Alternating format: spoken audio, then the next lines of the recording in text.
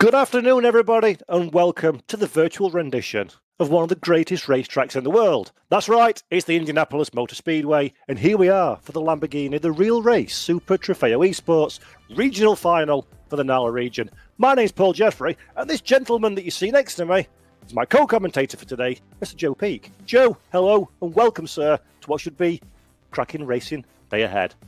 Yeah, absolutely. Like you mentioned, a lot of history here, and obviously the road course is relatively newer, but honestly, it's built up its own mythos, its own challenges, and has quite a bit of character. I think it's a highly technical track that these drivers are really going to have to be on top of today.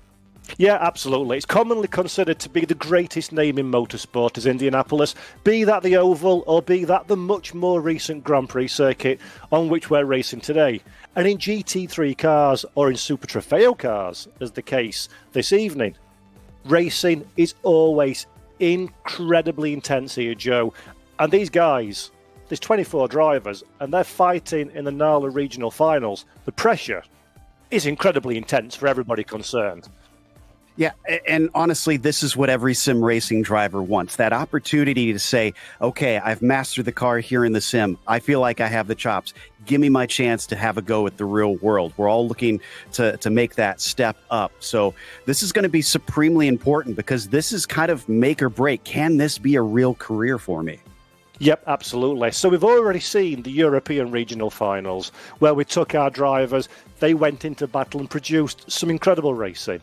Now it's time for the NALA region, and of course on the 6th of September we'll have the APAC region as well. But for this, we're doing it a little bit differently. We've had a hot stint qualification.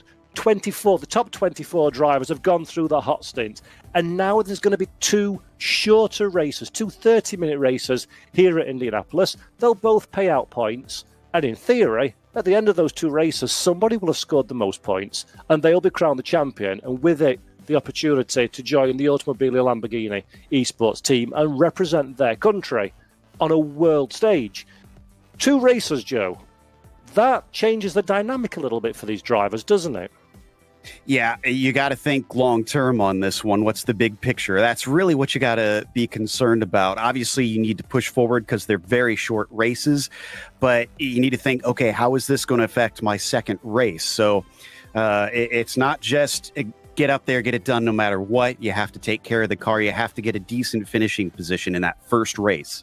Yep, staying out of trouble is going to be absolutely critical. And as we mentioned at the top of the show, this is a track that often encourages great racing, but it's also a surprisingly technical circuit. And we were lucky enough that our resident expert driver, David Tanitsa, who is part of the Automobile Lamborghini esports team, took out some time in his day to set a lap around this circuit to show you just what it takes to go quickly at the Indianapolis Grand Prix circuit. So let's have a quick look at David's lap here on this track ahead of the action commencing in a few moments' time. Let's ride on board with David Tanitsa, Lamborghini Quadricorsa esports driver here at the Indianapolis Grand Prix circuit in the Lamborghini Huracan Super Trofeo as we approach turn 1 at maximum velocity hard on the brakes, down into second gear, late apex so we can preference the inside line for the following left-hander. The car wants to push all the way to the outside of the racetrack, so we've got to moderate our throttle. We've got to be careful on the steering as well to make sure we don't run wide before the second part of the corner. Acceleration here is absolutely vital. Short square to throttle, down into the brakes where we've got to be incredibly precise in this car. It wants to understeer, it wants to push to the outside of the circuit. A little bit of a correction on the steering there as we get tight back to the inside of the corner, and now momentum is key. We've got to be hard on the gas. We've got to use the entirety of the racetrack, touch the grass to the outside line, underneath the bridge. We're looking for our braking point up ahead, and then hard onto the brakes. One of the biggest stops of the lap. Put the car to the inside line using all of the momentum that we possibly can.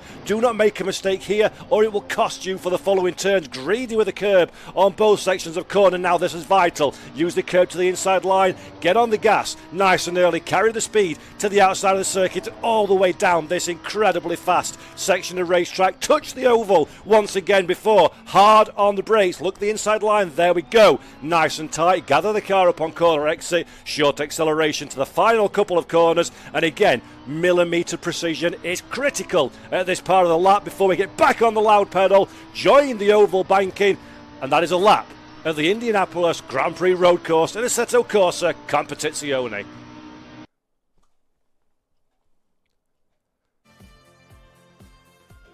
Well, like you saw, and like I said, obviously, Paul, it's very technical. That infield portion just has a lot of twists and turns, a lot of S's sections where it's important that you stay on the line. But then you think about that last turn coming onto the main straight. It is a long, long run, and honestly, into the best passing zone. So I think really the critical point that the drivers are going to be focusing on is that exit off of the last turn to try and get that pass done down at a T1. And I think that's a really good point as well, Joe, because the T1 is the obvious place to make the overtake for these drivers. But it's also a circuit that really does encourage too wide at several points of the track. So if you have a slightly difficult qualification, you've still got some opportunities to work your way through the field. And that's going to be critical, especially in a 30-minute race. There is not much time for these drivers to go out there and win the big prize. And speaking of winning big prizes, it's not just the drivers that have got an opportunity to take away something at the end of tonight. It's also the folks at home.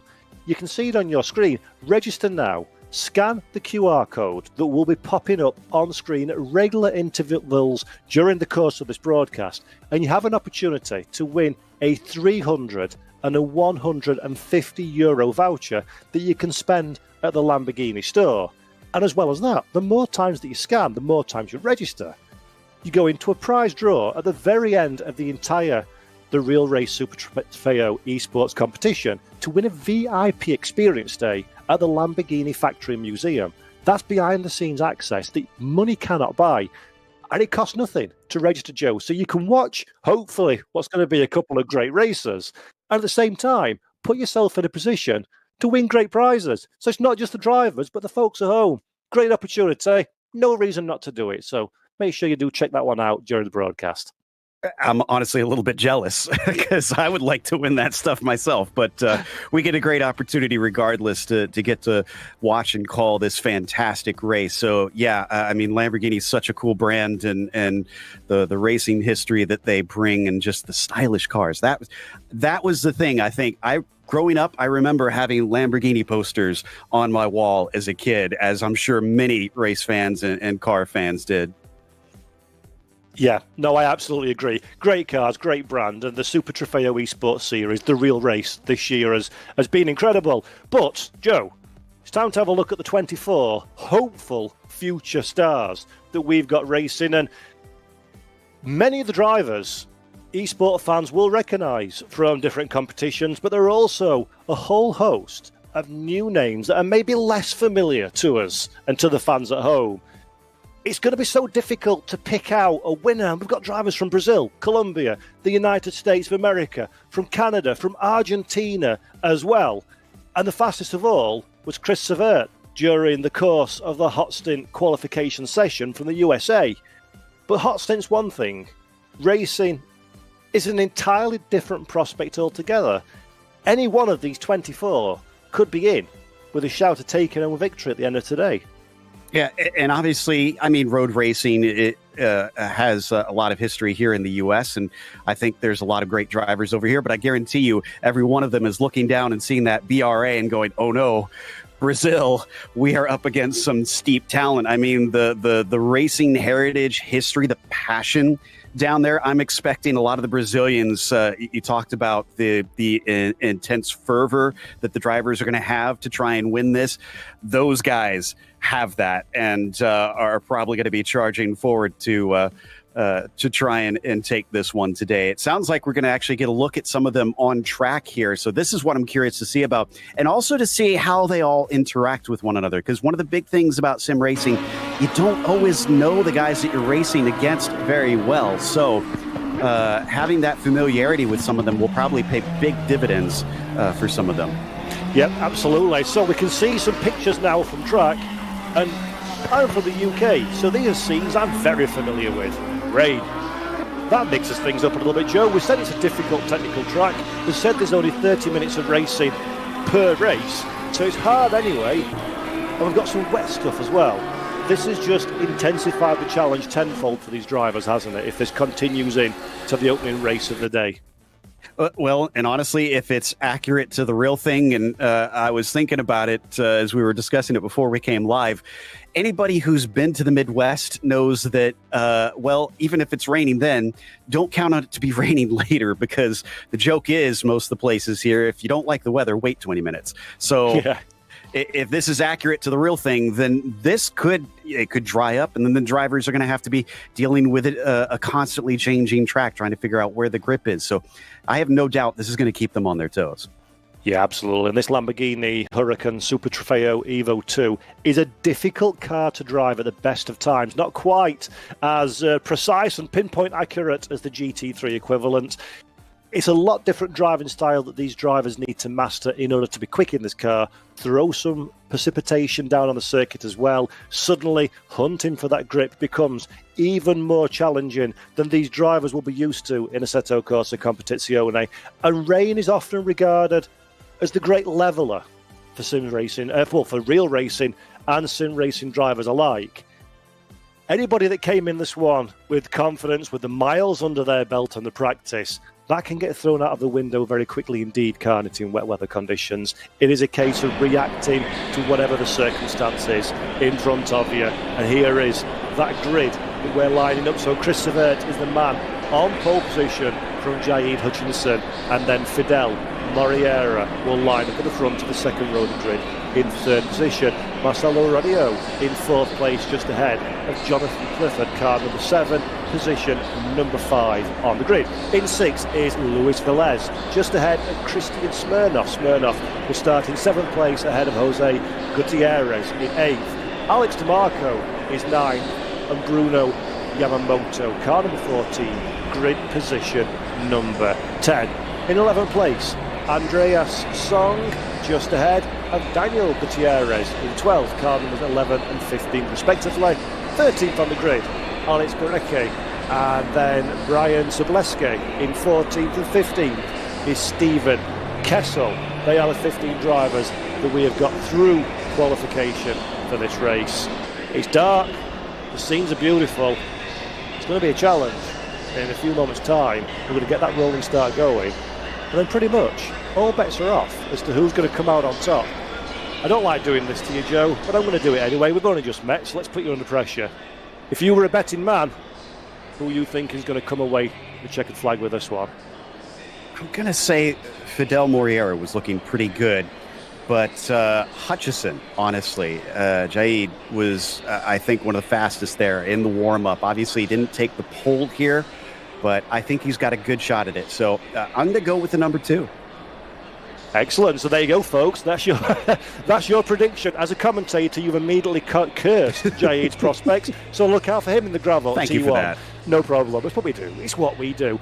Quick one before we start for everybody at home. Hello, by the way. Thank you for watching this on the Lamborghini Squadra Corsa YouTube channel. It's great to have you with us. Don't forget to keep your eye out for that little QR code that will pop up on screen periodically during the course of this 30-minute race. There we go. Scan to win. As we say it, scan it, being with a chance of winning 300 and a €150 voucher. And of course, for the opportunity to take away the VIP prize at the end of the season and a trip over to Italy to see the Lamborghini factory and museum. Bit of behind-the-scenes access in a money-can't-buy opportunity. It's always great to have you with us. If you have any questions or you want to ask Joe or I anything over the course of the race, pop it in the comments and we'll try our best to answer as the race unfolds. But now, formation lap time, sir. We're a few moments away from when the real action begins.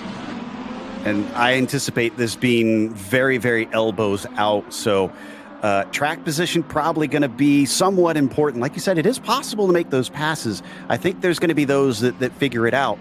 But if you're really defensive and if you're clever about how you defend, it's going to make life really difficult for some of your competitors. So getting out there, getting in front, going to be oh so important. It really is. An interesting point that's worth noting as well, Joe. The car numbers are where the driver's placed in the hot stint competition. And look at that. 1, 2, 5, 6, 7, 9 in the top 6. So the pace from the hot stint has transferred through into qualification more or less. That's going to be interesting to see how that transfers into a race environment where, as you say, elbows are out and it becomes more important than the ultimate pace is racecraft and intelligence. And I think that's really the big thing here is I always like to stress in racing, adaptability is an incredibly valuable tool. And especially, like you said, when it requires close, hard racing, being used to being offline, having to do things that maybe aren't optimal, that you're not comfortable with, that will show who can shine. Because yes, like you said, hot lapping is one thing and drivers can go out and run the fastest laps possible, but who can run the fastest laps without the conditions being absolutely perfect? Yeah, absolutely. Racing is often a case of not those who are fastest, but those who make the least mistakes are the ones that are likely to get to the checkered flag first. Chris Severt just slowing down slightly on the formation lap, getting 2x2 formation. Rolling starts, as is always the case in these competitions in Assetto Corsa Competizione, and that dive down into T1 is going to be absolutely critical for these drivers. Stay out of trouble, but squirrel away that track position for yourself. It's notorious here for that turn one. I think, like you said, staying out of trouble going to be an important part of this. So watch out for yourself. Get through that first turn. That is job one. Yep, so here we go now. Beautiful scenes in the dark in these wonderful Lamborghini Huracan Super Trofeo Evo 2 cars. Chris Severt is the man on pole position in the gold coloured machine. Jaid Hutchinson alongside him. Severt has the inside line for the run into T1. That's a good position to start this race, but it's all about who hits the hard accelerator first, and we are go for the NALA regional final of the Lamborghini, the real race Super Trofeo Esports, finding out 3 wide for the run down into T1. Severt is still our race leader, a little bit squirrely on the brakes, holds the inside line. Hutchinson contact with the race leader. Hutchinson goes to the grass. Severt drops a couple of places. That allows an opportunity for Moriera to sneak through as well. Moriera is now our race leader. Severt pinched that down, and once again we got cars coming together through turn 4. It's easy to try and get caught up there to carry on that 2 wide, but so difficult, and look how costly it was off into the gravel, just falling down the order. But yeah, pinching that first corner, that's what put him in that position. He could not get it turned in time. He just understeered into his rival. So as I said there, Joe, commentator's curse immediately strikes Jaid Hutchinson. 2 pieces of contact in the first couple of corners. That's knocked him all the way down into 10th position, so a lot of work to do for Hutchinson to work his way up. Moriera, though, is our race leader. Severt manages to stay onto the racetrack, back up into 2nd position. Radio into 3rd, and Clifford is in 4th place. But Jaid Hutchinson, real dramas in these opening few corners. It is a 2-race mini championship, if you will, but that is a big problem for Hutchinson. 9th place. He's got a lot of work to do and only 28 minutes left to do. Yeah, we're on board with Yamamoto now, who's definitely in the thick of the mid-pack, almost smack dab in the middle of it. So he's going to both get it from behind and ahead, trying to work hard to fight those who are defending, as well as trying to keep his track position. And this is going to be the real test right here as they come back onto the main straight, down into turn 1, starting to pick up speed, starting to pull that slipstream and into the heavy braking. But as tempting as it is you're going to see a move down here to the inside, not quite there. You can't overshoot that corner. It's so easy to just go into the runoff there. Yeah, it really is. Yamamoto made the move to the inside, recognised it wasn't going to happen, but that's now put him under pressure from Hutchinson. But Yamamoto pulls the pin, goes to the inside where there was no gap, finds a way past. A little bit of contact as well with his rival. That opens the door for Hutchinson to sneak up the inside as well. But Bruno Yamamoto decided, I'm having this position whether it's the last thing I do. And he just about gets away with that one, Joe, but that is slightly more aggressive than is necessary, I think it's fair to say, in the opening stages of this encounter, as Hutchinson decides he doesn't want to follow much longer and he's looking for a way around the outside. After seeing that, though, I think he needs to give a bit of a wide berth here to Yamamoto. And fair racing going into the 8, 9, 10 sequence, but they're going to stay side by side. Again, you got to give a little bit of space here, especially in sim racing, just to account for the nature of the internet, and looks like they're going to get away with it. But what impressed me there was that Yamamoto saw that opportunity and took it. Turn 4, frankly, is a very difficult place to make that pass stick. Yeah, really nice bit of driving from Yamamoto. Maximum commitment and then some indeed. But it worked wonders. He got the position, and Hutchinson up into 6th place now following the opening couple of laps drama, as we're looking now at DeMarco. Car number 13, 10th position on the track. Smirnoff is the man just ahead of him. So DeMarco's on the charge, trying to find his way further up the running order, just inside the top 10 at this moment in time. There's work to do, but that's a good bit of driving at this moment in time. Started in 9th, he's lost one position, but he's trying very, very quickly to make amends. As who's that running? Why is that Gutierrez? Just about stays on the track, but Gutierrez a little bit deep into T1. That's allowed Smirnoff to close to the rear of his Lamborghini. One small mistake, and when the pack is so close, Joe, in these early stages, it is so easy to go from the attacker to the defender to losing places every which way you turn. Yeah, you've got to be smart when you're in this situation. Like I was saying earlier, if you're attacking and defending at the same time, you got to be a little bit clever. You want to make those moves, but you got to do it in a way that doesn't open up the door for those behind you. So obviously a little bit of a catch-22, but I've seen it be able to be done. Mostly, I'd say down into that turn 1 is a good spot to try it, mostly because it is hard to try and get side by side with somebody through there. You have to be super aggressive.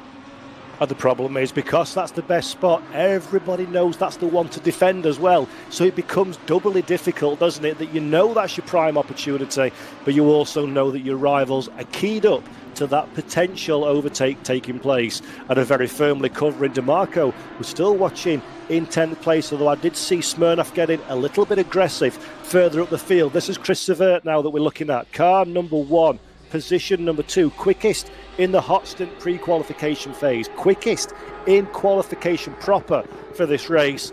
Had a little bit of door handle to door handle moment, shall we say, in the opening few corners, but he's in 2nd position and very much on the charge. Now DeMarco once again trying to take that 9th position away, not quite close enough in the braking zone into T1, slots back into 10th position, just giving another few corners thinking time, trying to work out where's the best way to find a way past Smirnoff ahead. And here we go, Joe, 15-second penalty for car number 6, position number 3, Rodeo. 15 seconds will be applied to his race at the end of this session. Rodeo roped that on himself, unfortunately, so he's going to have to deal with it. 15 seconds, especially with how tight the field is honestly going to be pretty costly. I'm not sure there's much he can do to try to counteract that. No, not at all. 15 seconds is an absolute disaster in a 30-minute race, especially when the field is as closely compacted as we've seen all the way through the preparation, the practice and the qualifying for this race. So Rodeo, unfortunately, looking like that is pretty much his significant end result finished for this race. There are 2 races, so you still keep pushing, try to salvage as much as you can. Kessel in 15th place finds himself in pit lane as well, so that's his day done in 15th position, the first of the retirees from this race. But look at the concentration on Chris Severt there. Look how focused he is on the screen, bolt upright in the chair, arms locked on the wheel, no blinking whatsoever.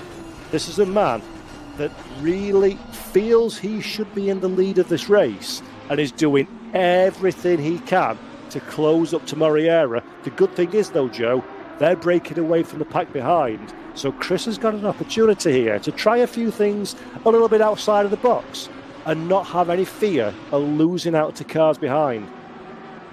Yeah, with that 2.7 second gap, he's got a little bit of a buffer. He can afford to try and have a few pokes in there and not worry about someone trying to attack from back. The big thing is, though, I think he's got to be able to put behind him what happened down there at lap 1, turn 1. Just focus forward from here. Yes, maybe you've lost that top spot, but surely if he's got the pace, he'll find opportunities, especially if you keep applying that pressure. And he's doing what he needs to do right now. He's staying glued right to the rear end of that number 5. Yeah, exactly. Try and apply as much pressure as possible. The easiest to overtake is the one that you make when your rival has made a mistake. And that's exactly what Chris Severt will be looking for in the early stages of this race. No need to get too panicked. 22 minutes, left on the clock. when we start to wind down to the final 5-6 minutes, that's when you need to get the elbows out. But at this moment in time, Chris Savert is doing everything he needs to do. Alex DeMarco as well, starting to get a little bit frustrated, looking at the back of Smirnoff's machine ahead, going wide through the banking, trying to find a run off of the back of the corner for this final section of corners here at the Indianapolis Grand Prix circuit. DeMarco, concentrate on corner exits, use the draft, the little draft that these cars do generate to get the pull down into the first corner. But at this moment in time, DeMarco not quite close enough to make a charge ahead as Yamamoto, the next of our drivers to receive a time penalty. 5 seconds will be applied to the 7th place driver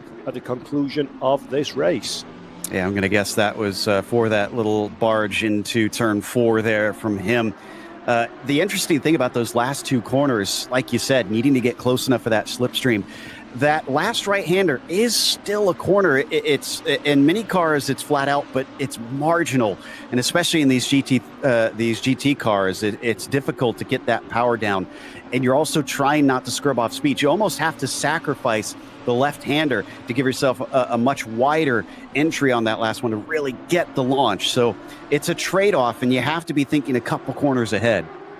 Yeah, absolutely. Race intelligence, in fact, is so important in these races, especially when the level is as close as we're seeing here in the Real Race Super Trofeo Esports. The cars are identical. It's the same car for the entire grid, the Huracan Super Trofeo Evo 2. The only differentiator is how fast you can pedal it behind the wheel, how you can soak up the pressure, how you can deliver when it absolutely matters. And Joe, this is a big one now. Looks like Morera is starting to gap Chris Savert behind. Only a couple of laps ago, the American was trying to find a way past, was squirreling around at the back of the number 5 machine, but Fidel Morera looks like he's found a little bit of pace somewhere at the back of the sofa, and that's using it to good advantage. Ooh, Hutchison's still working on that drive back up through the order, tries it through turn 1. Job's not done, but watch it switch back here through 3. He's got the inside through that and through 4, and that's going to get it. So that is great stuff there from the 2 machine, because he didn't get it done at the first try, but he stuck with it, and that's got him the position. Yeah, nice pass by Hutchinson. Nice driving from Clifford as well to give him the racing room that he needed to successfully complete that overtake. So good respect from Clifford. Drops down to 5th position, but he's still very much in contention. Let's not forget that rodeo ahead, 15-second time penalty. So that car is, in effect, out of contention for the podium places. So what we've just seen there, when the checkered flag falls, if things stay as they are, will be the squabble for the bottom step of the podium. So good recovery drive so far from Jaid Hutchinson. Let's have a look at the lap times. Last time around, he stopped the clocks at a 1 minute 38.732, which is the quickest driver on the racetrack. So this recovery's still got some mileage left in it yet. Yeah, and like you said, right now, rodeo's not his concern. If he catches up to him, great. Although he'll not want to dilly-dally. He'll need to try and pass him quickly and not get held up. He really needs to watch out for Savert. His car needs to be focused on catching up to that number 1 machine and see if he can maybe take that 2nd place away. Because right now, 3rd's in the bag. Yep, absolutely. So, lap time check. Our race leader, Fidel Morera, last time around a 1 minute 38.565. Chris Savert behind, a 39.117. And then Hutchison, the current quickest driver on the field, a 39.225. So much, much slower last time around. Obviously, an overtake was taking place in between them. But Morera, he's found quite a bit of pace so far in the number 5 car. He's extending that advantage. And I think you're right, Joe. I think if I was Chris Savert, I would be increasingly worried about the ever-closing gap to Jaid Hutchinson behind if he can get through rodeo quick enough to not be held up with 17 and a half minutes left on the clock. Yeah, so unfortunately, it seems like Chris is going to have his hands full because, yes, he's still within range for that win. And I think he does still have hopes for that. Like I said, he needs to kind of keep the pressure on a little bit if he can. But, yeah, has to kind of watch over his shoulder. If anything, you almost need to block out all the other cars because I said earlier it's a whole different thing about racing other cars and doing your own thing. Well, this is where that hot lapping can come in handy. If he can really put down some good laps and focus on what he's doing, he could get back into this. Yeah, that's the thing. It's no mistakes from this point on. Qualification laps right the way through to the checkered flag is the only way. But now this is fun. Look what's happening. We've got some rainfall because we just needed a little mixer halfway through this race. And rainfall will do the job very nicely indeed. And now this is where the big drama comes in. How hard do you push? How long do you stay out? Who takes the most chances as Jay Hutchinson looks to the inside, gets it done on the brakes, does he coming into T1? Both drivers give each other racing room. Hutchinson a little bit too aggressive on the curve. That compromises the forward momentum as all four wheels lift off the ground momentarily. So Hutchinson has to drop down in a fourth position, back into fourth position. Rodeo desperately holding on to that third, although it's semi-pointless with the time penalty that will be applied. And this is the mix-up that we need now. And look there, Joe, 3 cars down pit lane for an early change of tyres. Interesting. So a few of them are going to hope that it's wet enough to try and get that time back. And gosh, we've only got 15 minutes left, it looks like. So I think it could be enough. It'll all depend. It's going to cost them quite a bit because, frankly, the pit lane in Indianapolis is super long. Yeah, it's easy for me to say in the comfort of my commentary box, but I do think going 4 tyres is a mistake in these conditions. Only 15 minutes of racing left. No guarantee that this is weather that's going to stick around. It may go as quickly as it came, and I think it's often the case in these sorts of scenarios that you hold out for as long as you possibly can. Be on the right tyres at that moment in time. Don't worry too much about what the future may hold, as Alex DeMarco that we're looking at there coming out of pit lane. DeMarco still has a stop-go 30-second penalty, so some kind of infringement, maybe pit lane speeding or something along those lines, but a drive-through turns into a stop-go 30 for DeMarco. Never rains, but it pours, unfortunately. But look what this has done at the front of the field. A few moments ago, I was becoming inclined to count out Chris Severt for a race victory here. It looked like he was dropping away from Moriera, but that little bit of a rain shower has really brought the number 1 back into contention again. And Hutchinson, while finding a way past Rodeo, has lost another couple of seconds. So it's becoming a bit of a 2-horse race at the front of the field, Joe. Moreira's got the harder job here, honestly, because he's got nobody in front of him that's a reference for how much grip there is. He's having to feel it out completely on his own. With Severt, he can kind of watch and see what the car ahead is doing and use that as a reference. So that might be why we're seeing him catch up a little bit. And if you're enjoying this Lamborghini racing, of course, don't forget we've got the PR or the QR code there that you can scan, because we got all kinds of cool prizes that you can win here. So make sure and use that. We got more cars that are ducking into the pits. By the way, it was contact with Smirnoff that DeMarco had that caused that drive-through penalty. So unfortunately, you got to keep it clean out there. Even with this water, you got to make sure and stay out of your competitors. Yeah, absolutely. Staying out of trouble is absolutely critical in these kind of scenarios. We've got live stewards, of course, as is always the case in the real race, Super Trofeo Esports. So big shout out to our stewards behind the scenes, checking everything happening in real time. And Chris Severt now is down pit lane.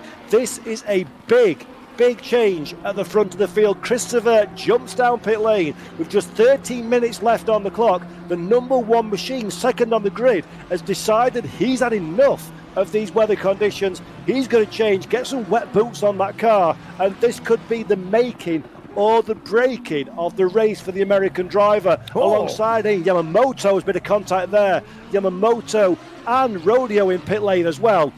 Joe, I wouldn't have put any money on this happening, but Chris Severt has decided it's time to gamble. Exactly. And if you're Moreira now, you're in a really tough position because, I mean, if he goes and pits after him and it is better for those wet tires, then he's probably going to get jumped. But if he stays out too long, then it's only going to get worse, and he's kind of tied into it. So he's either going to come in this one this time, or he's got to stick with it and stay out no matter what. This is kind of a do or die decision. Yeah, this is a really difficult decision for Moreira now, as you say. He's caught in a difficult spot. For me, the only option for Moreira is you must stay out. as you say, if you come in, you're going to get jumped by virtue of the fact that you stayed in wet conditions a lap longer than your rivals. However, it's a 2-race championship, so if you plummet down the order, then you've got a lot to do to make up for it in race 2. So a real difficult choice, and there is Fidel Moreira, decides, no, I'm going to go down pit lane. Everybody else is making a stop. I'm going to join them in that fight as well. It's going to be critical to see where the lap times are for those who have and those who have not stopped. Hutchinson, during all this dramas, has cycled his way up into second position as Moreira is in pit lane receiving that service. Did not expect to see a pit stop in this race, and this is going to really light things up in the final portion of this race. Yeah, exactly. I was kind of the same way. I figured this was a simple sprint race from beginning to finish. But, I mean, watch out for Hutchinson, though. He still hasn't pitted. So he looks like he's committed to try and stay out. Clifford, it looks like, is the same way. Moreira now down to third position. We're going to have to watch him and Severt to see kind of where they come out. And do we have another penalty for Smirnoff? Yeah, it looks like Smirnoff now with a 5-second penalty.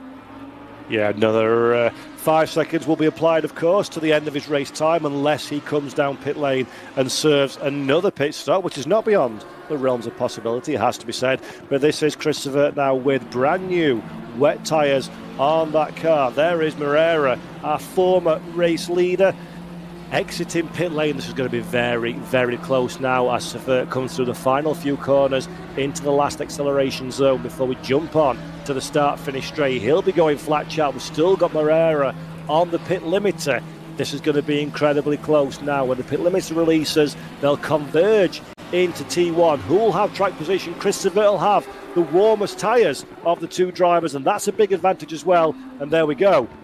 Our new race leader when everything washes out, assuming Clifford and Hutchinson come down pit lane. So Fidel Moreira leaving it that one extra lap has cost him quite a bit of time to Chris Severt ahead. Yeah, but look at the numbers. Severt, last time across the start-finish line, 24 seconds behind Hutchinson, it looks like. So he's got a lot of time to make up in a little less than 10 minutes. So Jaid might be able to do this, and we got another car in. Clifford's going to give it up. He's going to pit in. How long is Hutchinson going to hold out here, actually? This is absolutely fascinating stuff in the final 9 minutes and change of this race. Remember, Jaid Hutchinson qualified in second position, overly aggressive in the first couple of corners, multiple contacts with different drivers, went off onto the grass as well for good measure, dropped down the running order, was on the recovery drive, was on the attack right from the start of this race. Good on-track passes, and now courtesy of inclement weather conditions and a contra strategy to those around, finds himself as the race leader with 9 minutes left to go. But with ever decreasing grip in slick tyres, that number 2 machine is going to be a handful for Jaid Hutchinson. The big question is, can he hold on for the rest of this race and take an unlikely and famous victory in this opening race of the event? I would not want to be in the shoes of that driver at all. But what do you do, Joe? Do you hold on now and go for the big prize, or do you dive down pit lane and go for safety first option? I'd say he's locked in. I'd say go for it from here, because if he pits, he's guaranteed to go, tumble down the order. If he stays out, he could tumble down the order. He could win this. So if you feel like you can keep the car on the track, keep going and keep working on it. Severt here, it's coming down quickly, though. Last lap time, Hutchinson was a 147 flat. Severt was a 45.3. So he's starting to collect him up. But again, he's going to have to almost run a perfect few laps here to catch him. Yeah, it really is. So big pressure on for Jaid Hutchinson at the front of the field. As you say, 7 minutes, 45 seconds left to go. No real options. Got to hope that rain will either decrease ever so slightly, or you could drive safely within the limit but still quick enough to maintain or not lose too much of that gap. It'll be fascinating to see just how quickly this number 2 machine can navigate himself around this 2.439 mile course. The other big thing to remember as well, Joe, is not only is the car not able to get the ultimate lap time on slick tyres, it's also so much easier to make a mistake, isn't it? It is one inch away from the ideal racing line, a little bit too greedy on the brake, a little bit too greedy on the curb, and all of a sudden you're facing the wrong way with absolutely nothing you can do about it. This is a true test of a driver's capabilities in these conditions in this scenario. And for those that don't understand why we're hyping that up this much, in the real world, in the rain, you've at least got a feel in your internal gyros to tell what exactly the car is doing. You can react a lot quicker. In sim racing, it is all visual. You feel it a bit through your hands with the force feedback, and you've got a little bit of sound to help you as well. But otherwise, you're more reacting to what you see and hear than what you're feeling. And that is a lot tougher to try and keep a car from spinning out, from having slides and things like that. So this takes massive concentration and knowledge and experience of what the car does in this situation. So Jaid is doing a phenomenal job. However, the last lap was a 48.6 versus a 45.4. I'm trying to see if my gap is saying 65 seconds. So I'm trying to make out if that is accurate. If that is accurate, then there is no way that Sever is going to catch him by now. And even if the delta is only a couple of seconds between the two cars, that'll be a very comfortable amount of time loss for Hutchinson. He'll be more than satisfied with 2 seconds per lap through to the checkered flag. That is not the massive crossover point that we traditionally see when it becomes an absolute no-brainer that you need to go to wet tyres. So I think Jaid Hutchinson has rolled the dice and is coming out on top at this moment in time. The number 2 machine, our current race leader, sliding through the corners. He'll not be having a good time. That looks like fun to us watching, but a competition at this level you do not want to have to be on the lock stops, turning the wheel to the left to go round a right-hander is not where you need to be. But at the moment, Jaid Hutchinson is finding the grip he needs, finding the lap time he needs to bring this car to the line. It's a little bit squirrely on the brakes. You've got to be careful not to go too deep into the corner. But of course, Joe, this is the big thing, isn't it? If you're too cautious, you lose temperature. You lose temperature, you lose grip. And it becomes even more difficult to control the car. And looking at the picture-in-picture, that's not exactly an easy day's work that he's got going on there. No, he's having to fight hard. And you're right. Yeah, it's one of those counterintuitive things where the faster you go, the better, because the car performs, or it's supposed to perform, with a certain amount of heat in all the different parts, and the tires especially on that. So he's got to keep the pace up. Now, the thing that's interesting is Chris actually might not be concerned about trying to take that win. Morera is still behind him. If he makes a mistake, he could still lose that spot that he so cleverly took in the pit strategy. Yeah, absolutely. It's been an impressive drive, I will say, from Morera, currently in third position in this race. As you say, lost the second place, lost in effect what was the race lead during pit strategy, but Fidel Morera qualified in third, is running third, but that does not tell the full story of his race performance so far during this event. It's been a very fast drive from car number 5, and 1.1 seconds is the gap he needs to bridge, not least as well finding a way past Chris Severd ahead if that number 5 machine wants the second step of the podium, with 3 minutes and 36 seconds left on the clock as we continue to watch Jaid Hutchinson dancing his way around this Indianapolis Grand Prix course in these wet conditions. The only driver, to the best of my knowledge, rocking slick tyres in this wet weather, and so far that's a gamble that is paying off as Chris Severt now has a little bit of traffic in front of him for the drive down into T1. The black marker gets the car well over to the side of the racetrack. Good gentlemanly driving there, flashing the lights from Chris Severt as well, just to make sure it's clear that race leaders are trying to find a way past. But that is so what you don't want to see in these conditions if you're Chris Severt. Traffic can be something that mixes things up a little bit more than you need. Yeah, and well, it giveth and it taketh sometimes, honestly, because it actually caught Morera up to him, but then Chris was able to scoot away when Morera was having to pass that lapped car himself. In fact, he caught him at a pretty awkward spot himself through 1, 2, and 3. So it got a little bit back to normal after it cut down to almost 0.6 of a second before. We'll see if he can continue to try to close that in, but that honestly may have been one of his better opportunities to try to get up to him.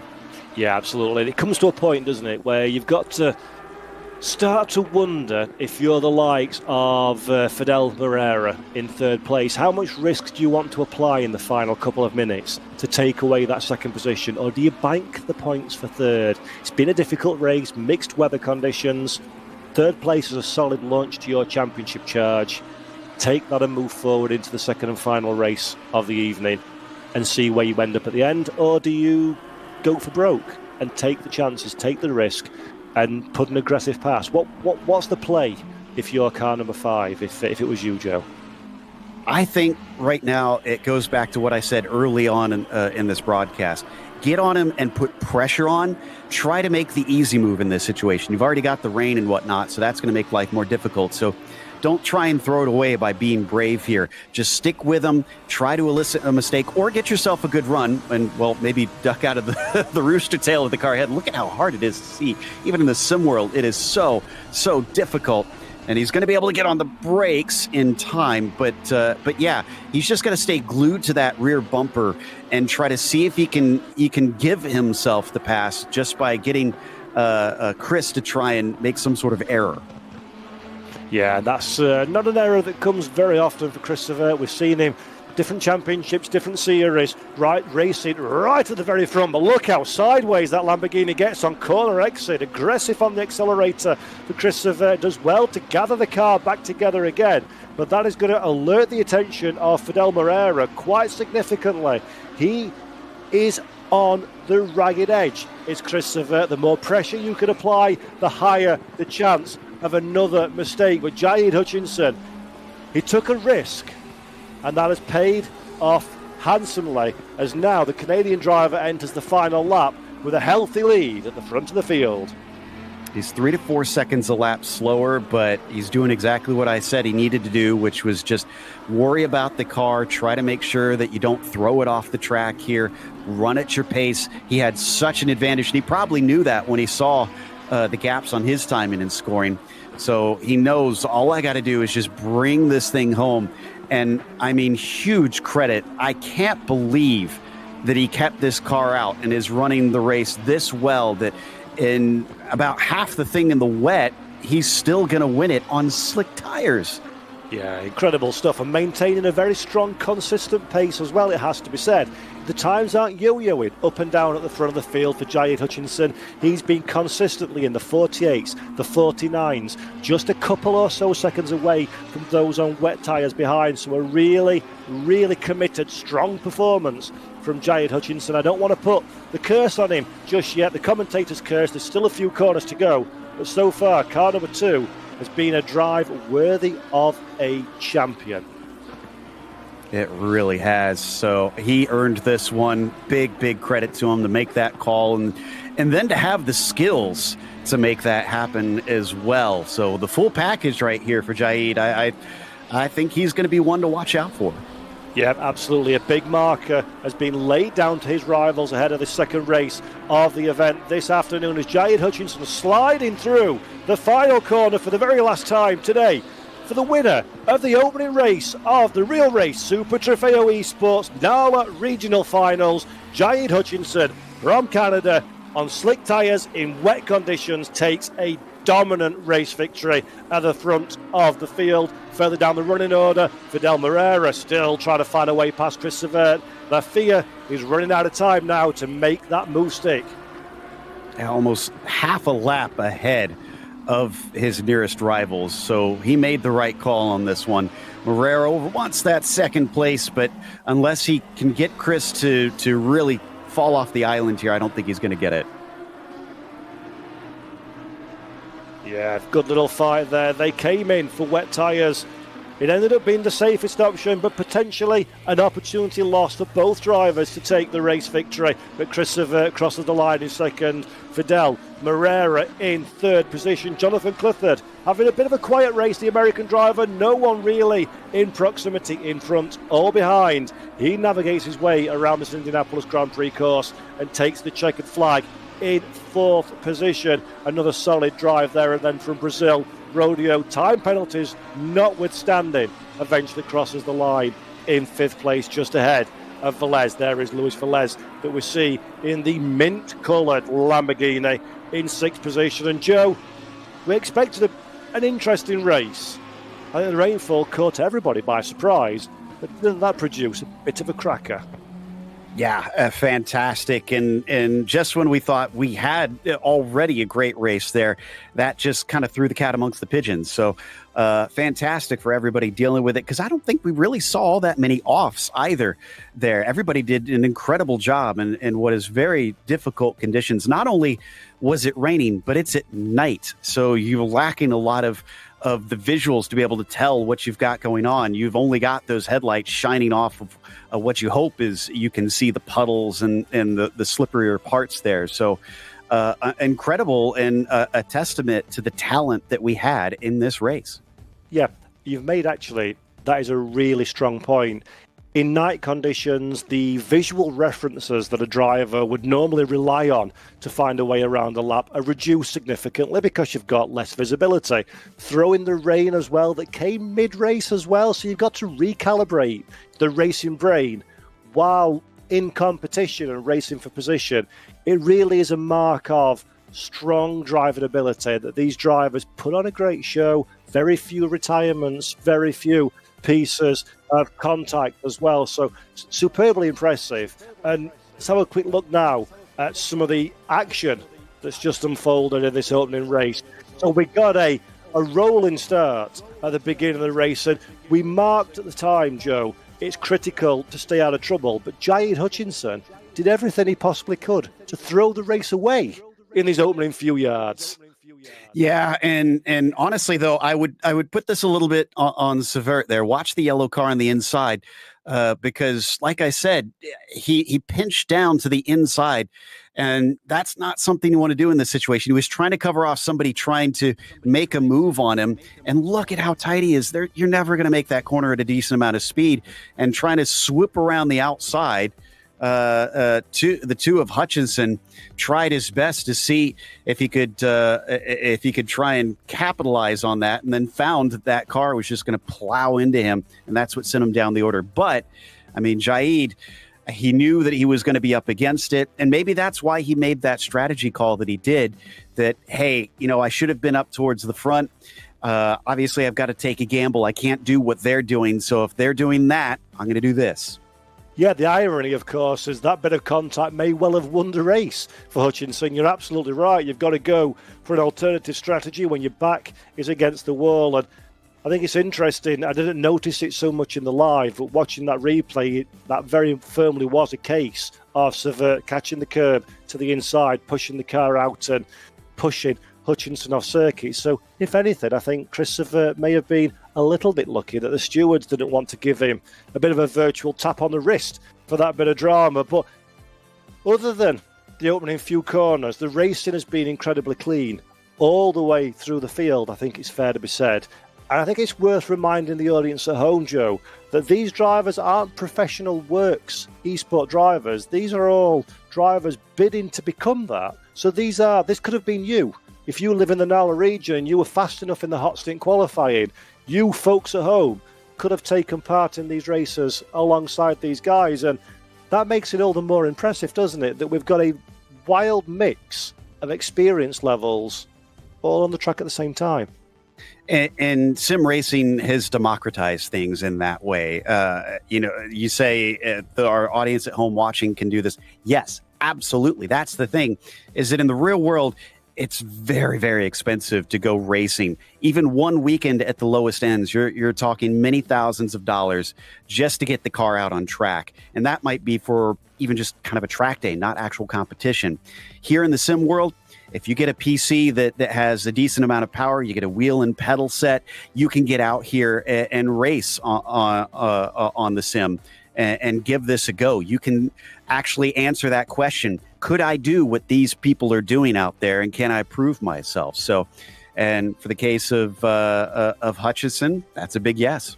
Yep, absolutely. A great performance at the front of the field, and the gamble very firmly paid off when the rain fell halfway through the race. Many drivers out there scrabbling to try and find grip around this Indianapolis Grand Prix circuit course, and Jaid Hutchinson was the man that found it the most. We still had some great overtakes as well further down the pack, some good respect shown between our drivers, giving each other the racing room in order to perform these passes and repasses. And that's something, as a broadcaster, I love to see, the mutual respect between the drivers. And also for the folks at home, we've had several people talking in the comment section, shouting on their favourite drivers, throwing questions our way. And one of the questions that we're being asked is, what cars are being used in this championship? Now, in Assetto Corsa Competizione, you become very familiar with the world of GT3 cars, but this is actually the Lamborghini Huracan Super Trofeo Evo 2 machine. So this is a single-make championship that Lamborghini run on SRO racing weekends. They're all the Huracan Super Trofeo 2, and this is the official esports series of that championship. So the cars are more horsepower, less downforce, less trickery, arguably slightly more difficult to drive. And of course, if you want to try them out, you can try them out in ACC and get a feel for them yourself. They sound and look incredible. And as we've seen, Joe, produce some stunning racing in the right hands. It's funny, as a kid, I grew up watching open wheel racing, and I was always about, I want to see him go fast through the corners. I want to see the downforce. And now that I'm older, I love this, where, like you said, take away the downforce, give it all the engine power you want, and then test the drivers, because that is really what it does. Is if you throw a bunch of downforce, yes, it takes some bravery, yes, it takes incredible prowess and knowledge and reflexes, but then to really drive the car, make it fast, but don't make it glued to the track, and then you're going to see who has the skill to try and be quick out there in a race car. And the Super Trofeo series, something it's been around for a number of years now, and honestly, I feel like this is kind of one of those series that you need to watch out for in road racing to see who's going to be the next big thing, especially in tin tops, because like we said, it's elbows out in this style of spec racing. You got to cut your teeth, and you got to get out there and be aggressive. And that's what makes it very interesting. As you say, spec racing, so the cars are exactly the same. It's very much down to how you prepare the car as a team, and then what the driver can do behind the wheel. And in real world Super Trofeo, you have a mix of young up-and-coming drivers that are looking to learn the craft and then potentially move up into, let's say, the GT World Challenge. And then you have more experienced drivers and gentleman drivers that take part in this on a part-time basis, or that have come back down into Super Trofeo just to have longevity, the racing, the thrill of being in a GT race car at some of the best racetracks in the world. So it really is a championship that's open to any kind of driver, any experience level, and to a certain degree, budget as well. And the racing's often very, very entertaining. It races on the same weekend as the GT World Challenge. So big grids, big crowds, some great racetracks, and the cars are absolutely sensational. They sound incredible, they look incredible, and almost always produce fantastic racing events. And it's great that Lamborghini have got the real race Super Trofeo Esports. This is our 4th season now, being refreshed for this year with a whole host of new innovations and the start of what will become a bigger and better championship year on year. And it's great to see that Lamborghini are so invested, as well as their real-world activations, their virtual motorsport as well. And so far, Joe, it's been incredible year of competition. We've only got one more race in the NALA region, and then APAC on the 6th of September. And then for another year, it'll be ticked off for a virtual side anyway. Yeah, exactly. And, we talked about earlier about trying to make sure and watch out for yourself so that you have a good finish on that first one to go into the second race. Well, now this is it. This is everything gets thrown out the window because there's nothing after this for a year. Obviously, you want to behave on the track because we have those life stewards. But this is where I think the aggression is going to come alive. We saw some drivers out there that made some really good moves, that were having some great respect in side-by-side racing. And I'm sure that's still going to be there. But now, it's going to be turned up to 11 because you got nothing to lose at this stage. You might as well go for it. Well, I'm a touring car man, and we often say in the world of touring cars, race 1 is something you do to get out of the way. Race 2 is when everybody goes bonkers. And this is absolutely going to be the case today because, as you say, this is the last opportunity the last chance you've got to make your mark in the series, to go for the title, to impress the right people on track. If you leave anything on the table at the end of this next race, there's no comeback. You can't then go, I wish I'd have done something different. I wish I'd have took that move. That's it for the year. No guarantees you'll qualify for next season. It all comes down to this final race. Expect some craziness.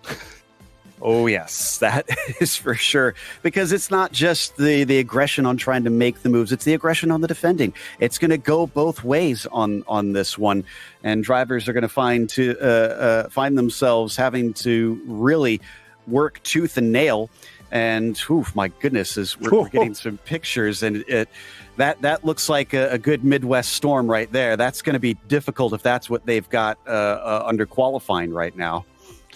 For the benefit of the drivers, I hope that's stock footage and not the live circuit, because that is a little bit dampened. Yes, it was stock footage. Oof. Thankfully for the drivers, it's a bit drier out there, Joe, because that looked a little bit like being at home, actually. That was that's barbecue weather from where I come from. Over here, I'd be expecting to hear the tornado sirens, honestly.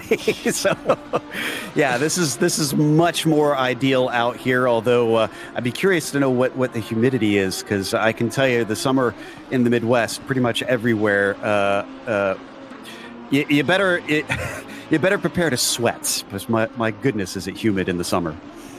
Well, it's going to be hot on track regardless of the weather now, because this is pressure time for these drivers. 13 minutes, 38 seconds left on the clock in qualification. And this is the final chance to stake your claim and set a place on the grid for the last race of the day here in the Real Race Super Trofeo Esports regional final for the Nala region. Jaid Hutchinson came back from almost dead last for a famous victory last time out. Can he do it again? Qualifying, not vital, but it's possibly important. So sounds like we're going to go on board here and check out what it takes to be quick. And who are we on board with here for this one, actually? Looks like Jaid. We're going to watch to see what he can do as he comes down the main straight. Like I said, got to really nail your brake marker coming into it, and make sure that you stay online, because with this back and forth, if you miss the first apex, well, then you're going to be offline for all the subsequent ones. Turn 4, very difficult braking this one, because it's kind of leans out to the edge, so you have to really hit that mark. And then it takes you into turn 5, swift right-hander, probably a little lift off the throttle. Get back to the right as far as you can. Doesn't quite bring it all the way off to that right-hand side, but you can sometimes get away with that. This one, you do have to be on the left-hand side, because as you exit onto the back stretch, you really need as much as you can. He missed the apex a little bit, though, so I think this isn't going to be the best of laps for him. And then coming back down the back stretch, looking for your brake markers now. Down for the left-hander. It's been tightened up since its early days. You can see that harsh curve to the inside you really don't want to take too much of, and then get the car settled in for the back and forth. And then this exit is the really important one. You can take a lot of that inside curve there. You're allowed to do that. And then you're flat on the throttle all the way until you get back onto the oval briefly. But there's a little bit of banking here. This is difficult, actually, because watch, you're braking on a banked corner, turning into flat now, and then it switches back to what I was saying was so important. You want to get the car off the left-hand side as much as you can to open up this final turn, because the more speed you scrub off, the more you're going to lose down the front straight, where basically you have what you have until you get to turn 1 and hit the brakes. Yeah, it's a great lap here at the Indianapolis Grand Prix circuit. That was a lap time that was good enough for quickest of the session so far. Only 3 drivers have set a representative time. Moreira in second place, Clifford 1.1 in arrears in third, and then Song fourth position, 2.3 seconds away. Not really a representative time. And as the circuit starts to ramp up in grip, we'll see the times tumble towards the end of the session. But Jaid Hutchinson, exactly what he needed to do in that lap. Wasn't perfect, but a good banker, just to get a time on the board, just to give yourself a bit of a comfort blanket heading into the meaty end of the session, Joe. And it's so important for a driver's confidence, isn't it? I know when I'm racing, I like to get an early lap in the books, just to know that I've got something to fall back on should it go wrong a little bit further down the day. Yeah, same thing. My whole focus on that first lap is usually, okay, just get a banker in. Doesn't have to light the world on fire. You want to be swift, but you play it a little safe to make sure that you at least get one on the board. But as we watch with Rodeo now on board with him, let's see what kind of differences we can tell on the line. Can he get it down to the inside? Ooh, yeah, it took a lot of that inside, a lot more than what we saw for Hutchison. But what about these last few corners here? Coming up into 13, 14, and 15. Gonna want to just glance that inside. He stays a little bit off that apex. That might cost him a tenth or two here, but nice and tidy on that one. And I think he's going to have a much better exit. But the downside is it's not a super long run to the start-finish line here in qualifying. So hence why maybe we saw Jaid maybe get away with that a little bit better. And Rodeo is going to go up into third with that lap.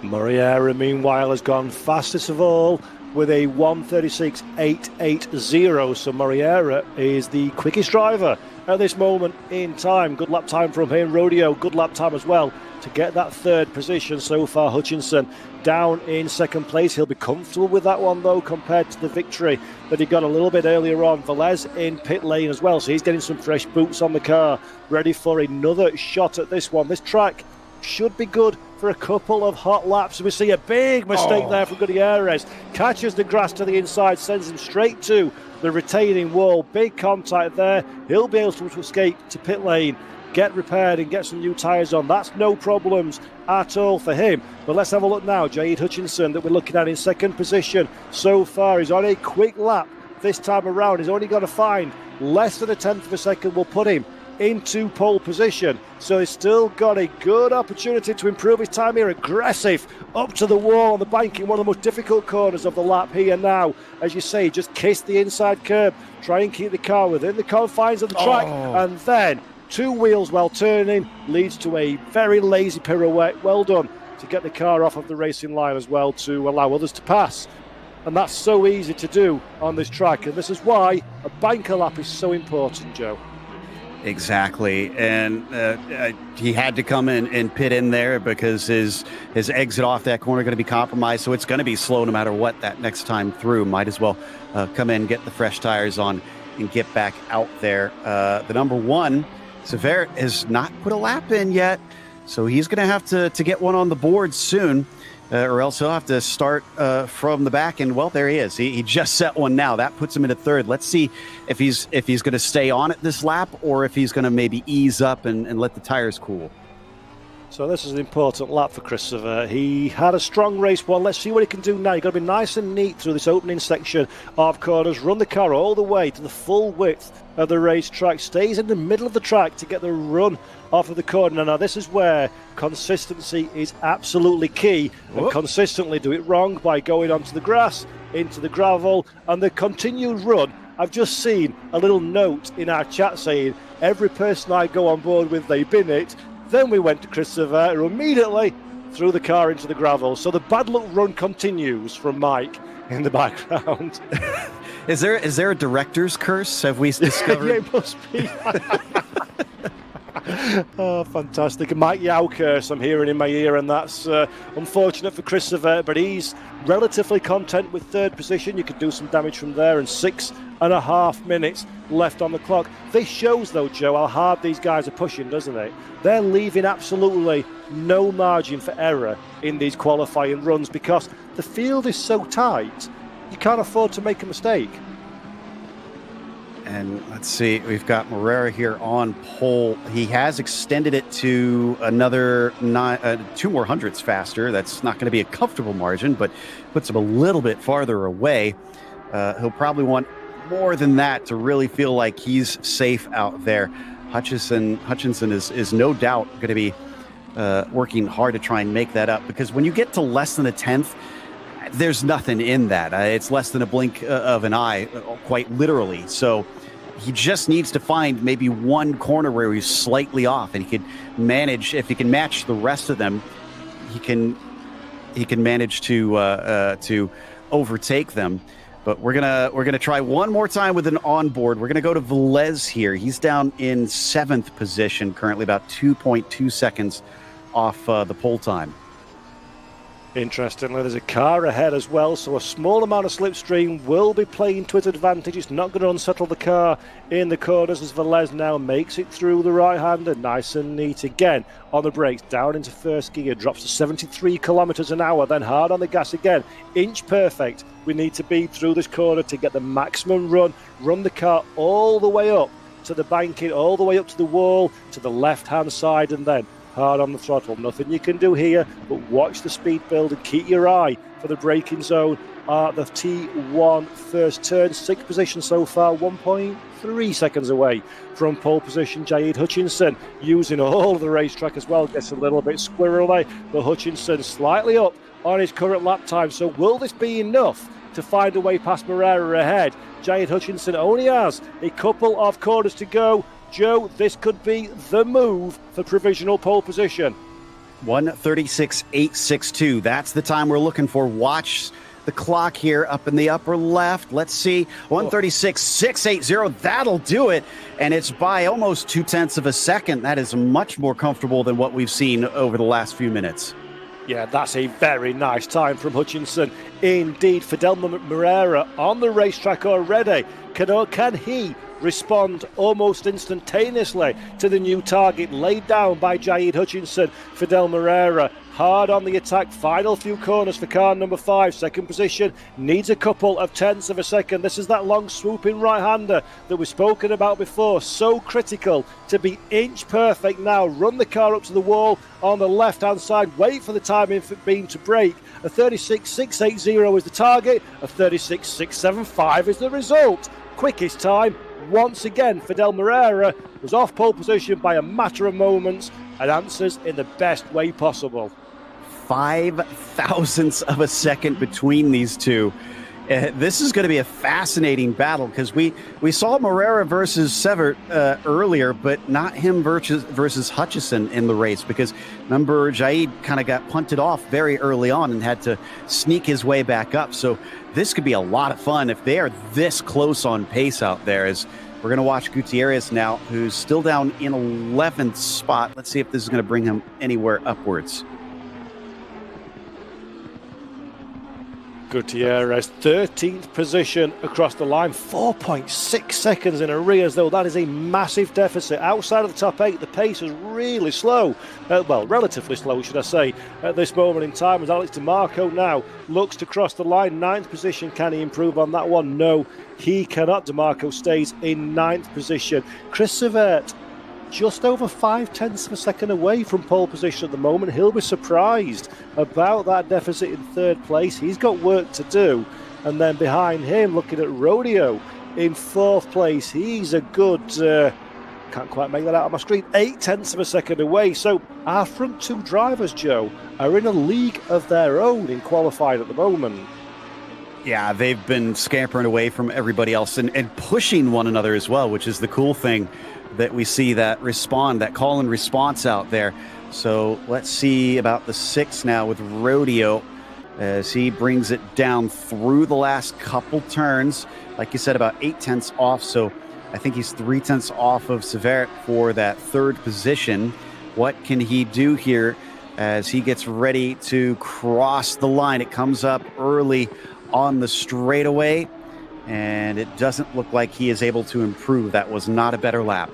Yeah, a couple of mistakes there towards the end of the lap for Rodeo. He's going to wind himself up to go for one final shot at improving his position from 4th on the grid. Chris Severt that we're looking at there crosses the line. Can he improve? No, he can't, but he still has one final attempt to do something about this potential 2nd row of the grid start. He wants to be higher than 3rd. 3rd's a strong position, but we've seen the pace of Moreira and Hutchinson in the first race. We know they are quick drivers. Chris Severt needs every single advantage he can give himself if he wants to be in contention to win this championship at the end of today. We're looking at Alex DeMarco now for the charge down into T1. So easy to snatch a break and run deep into that corner. Such a long time to think about the turn before you get to that braking zone. But DeMarco, nice and aggressive on the brakes, seems to do well. Rodeo kicking up the dust on the outside of the racetrack as well, using all of the track available to him and a little bit more. Rodeo currently in 4th position. He's a man on the charge, but 0.9 of a second is a big ask for the 4th position driver if he's got any intention of fighting for that pole position. Clifford went quicker, but he was not able to go higher than 5th, unfortunately, so he stays put. He'll get one more try here. Let's see what happens with this lap. Is actually, we get maybe one more go for Rodeo. It's going to be close. I think he's going to be able to cross the line in time. Yeah, just about breaks the timing beam, and he needs it as well. He improved on the last lap, but not enough to change his potential provisional starting grid position does the Brazilian driver, so he's on a final tour. Moreira in pit lane, his day is done. Provisional pole position. Savert that we're looking at now, the last time he crosses the line, he does improve, but only by a couple of tenths. So Savert, best he's going to start is 3rd place, currently 3 tenths just under of a second away from Moreira at the front of the field. DeMarco in 9th position as well, looking try and make a last-minute improvement. Can he get the job done? Not quite. Oh, he can. DeMarco moves up into 8th place. So a tight qualifying, Joe. But I think we saw last time, qualifying's one thing, the race is an entirely different matter. Yeah, and protecting your car down into turn 1. I was kind of thinking about that as we were talking about, who's starting on the second row. They're going to get a nice pull down that front stretch that could give them an opportunity to try and make a pass if they want to be aggressive. So it might actually be a little better to be the car behind. It depends on the jump that front row gets. I think the car that you don't want to be in this situation is probably second place, because the leader could easily leave you hanging out to dry, and everybody behind you is going to be hungry to pounce. And the problem as well, when you kind of like row 2 on back, it's very, very difficult to judge how hard you attack that first corner, because you need to be mindful of the cars in front, defensive of the cars behind, and it's so easy to get wrapped up in somebody else's drama. If you're too gentle into T1, you're swallowed up by the pack behind. If you're too aggressive into T1, all of a sudden you're saying hello to the back end of the guy that started on pole, and both away you go. I'm so glad that I'm a commentator and not a driver today, it must be said. Honestly, there's a reason I'm doing this and not driving. I was never any good at those starts, especially the ones that are so chaotic that require you to be aggressive. And yeah, I'm with you that it's stressful on that first lap, turn 1. So much, you can't win the race there, but you can absolutely lose it. It's the old adage we like to say. So it looks like they're gridding up, and we'll see who is able to protect their stuff and take it home to a checkered flag today. Yep, so let's have a look at the starting grid for the second and final race. Fidel Moreira is our man on pole position from race 1 winner, Jaid Hutchinson. The front of row 2, that's the gold car that you see there with the number 1 on it. The fastest driver in the hot stick qualification is Chris Savert, starting from 3rd position ahead of Marcelo Rodeo in 4th, car number 6. Car number 7, Jonathan Clifford, had a quiet race earlier on, starting in 5th place. He's got an opportunity to do big things, and he's alongside Luis Velez in 6th position. Christian Smirnoff attracted all the time penalties in the world. He starts in 7th today, ahead of Alex DeMarco, a late improver in qualification. Bruno Yamamoto is 9th, alongside Andrea Song in 10th position. In 11th is Joshua Gutierrez, alongside him Daniel Gutierrez. 13th place is Alex Garecki, and 14th is Brian Sobleski, and 15th and last on the grid is Stephen Kessel, car number 23, and that is the salmon coloured ready type machine that you see on the left hand side of your screen, car number 23. 15 cars will take the start, 30 minutes the race will last, and I think, and this is a big risk to say this one, Joe, because I've been caught out before, I think we're looking like a dry race through to the checkered flag. We'll see. It does look like very clear skies from what we can see up above. So crossing fingers that we don't have clouds off to the side that we can't get visual on yet here. Because like I said, the Midwest, the weather changes very fast. And sometimes it could look like it's going to be bright and sunny. And then it will swap out. But yeah, we've already had it once. We don't need to see it again. Let's see what they can do on raw pace. So, Mr. Joe Peak, I asked you at the start of the race earlier today, and you got the nail very firmly square on the head.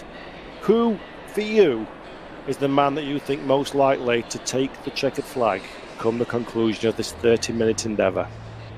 I think because Severt was, sort of caught out by that and felt like, maybe the win was his to be had there. I think he's the one that's going to take this one home from third place. So watch out for him. Watch him to be aggressive at the start and learn from his mistake about pinching the car down there. I think he's probably going to take a little bit of a wider line. Hopefully he can make it through the melee. Yeah, fingers crossed that we have a nice clean race from all of these drivers. This is the last time for the Nala region that we're going to be seeing action from the real race Super Trofeo Esports. This is, of course, the Nala regional final. Whoever ends today's activity with the highest number of points will be the driver that has the opportunity to join the Lamborghini Automobile esports team to represent their country in the world stage of esport racing. But don't forget, they're not the only people that may come away with this one with a nice juicy prize. You good folks watching at home also have an opportunity to take home a prize. You see it on your screen, scan to win. That QR code, scan, register, it's free, and you have an opportunity to win a 300 or a 150 euro voucher to spend at the Lamborghini store. And of course, the more times you enter, you go into a prize pool for a grand prize, which is a VIP experience day at Lamborghini and the Lamborghini Museum for a behind-the-scenes, money-can't-buy opportunity to see the inner workings of all things Lamborghini. So, it costs nothing, it only takes a few moments of your time, and the prizes are there to be won. Scan to win, and you could go home having entertained and being entertained in what should hopefully be two enjoyable races, and also some great prizes to take home as well. All right, so everybody knows this is it. I'm sure the butterflies are starting to come up in a few stomachs out there, but you got to push those down. You got to try and lessen the adrenaline a little bit. You got to stay calm and make good decisions in the moment. You're going to see them go double file once again here for this restart, and everybody's going to be anxious to try and make it through that first turn, and then from there the real work starts. Yep, absolutely. This is going to be the final opportunity for these drivers. Absolutely everything, all their preparation, all their hopes, their dreams and their expectations rest on this final 30 minutes of action. The last opportunity to warm the tyres, to warm the brakes, to get yourself into a game face position. All finishers now. This is where it matters. Jaid Hutchinson won the opening race, starts in second position. Moreira on pole position, just behind Chris Severt. He thought the win was his for the taking. Didn't manage it last time around. Can he do something from third on the grid? 2 by 2. They line up along the straight. They'll be keeping their eye out for that green flag. And then, in a few moments' time, we are going to be go. For here we go now for this Lamborghini, the Real Race Super Trofeo Esports, second and final race of the Nala Regional Finals. Moreira and Hutchinson trying to find space. Once again, Chris Severt to the inside line. The gold machine, though, not as tight as last time around. A mistake at the front of the field as well. One of the drivers very firmly off of the circuit. Is that Moreira? Will Moreira return? No, he's back there again in race lead. Jaid Hutchinson in second. Severt just about survives the drama. Daniel Gutierrez is the one that's coming back on the racetrack. Much cleaner, much less dramatic than we saw last time around, Joe. Ooh, hello Gutierrez, what are you doing? It's a real shame to see there for Gutierrez to fall to the back like that, but man, look at this battle for the front. Fierce. Like I was saying, drivers are really looking to try and take what they can get early on, knowing this might be their best opportunity. Almost banging doors here, Paul. Yeah, really close, and that's opened the door for Rodeo as well. So Rodeo goes around the outside. Severt tries to buy into that one as well. Makes a couple of contacts between himself and I think was that Hutchinson that were racing for position. Yes, it was. So Hutchinson and Severt round two on the opening lap. Both drivers survived that one, but Jaid Hutchinson, eyes like stalk behind the wheel of the number 2 machine. He cannot afford to get into any dramas in these opening few encounters, but Moreira has decided this is my opportunity to pull the pin and go and try and make hay while everybody else is squabbling for position. Big drama in these opening few corners. Yeah, and while these cars do lack the downforce to, say, GT3, you're still going to feel a little bit of the effects of the aero wake. So that clean air is going to be important. Morera has probably got the best advantage of everybody up here at the front. And Savert, once again, falling down at least one place at the start. Let's see if he can make it back up.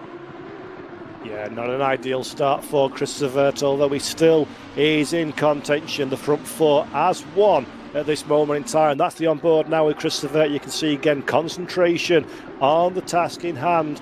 Fourth position, but you can see the opportunity as Hutchinson and Rodeo. Great start, by the way, for Rodeo up into second position, but he's causing a bit of a cork in the bottle with himself and Hutchinson at the moment. So this is an opportunity for Chris Savert to pounce on that one, and Jaid Hutchinson in a prime seat for the championship.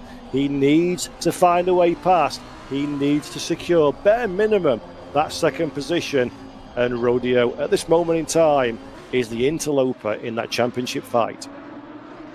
And this really is helping Morera. You can see that gap up to 0.7 of a second, which is bad news for Hutchinson. He's got to make decisive moves here. He can't sit around and sort of half-heartedly poke at Rodeo. He's going to have to be aggressive like this right here, down to the inside. I've seen some passes made, and he gets his elbows out. He is going to be able to get it done, and Savert is going to pick his pocket as well.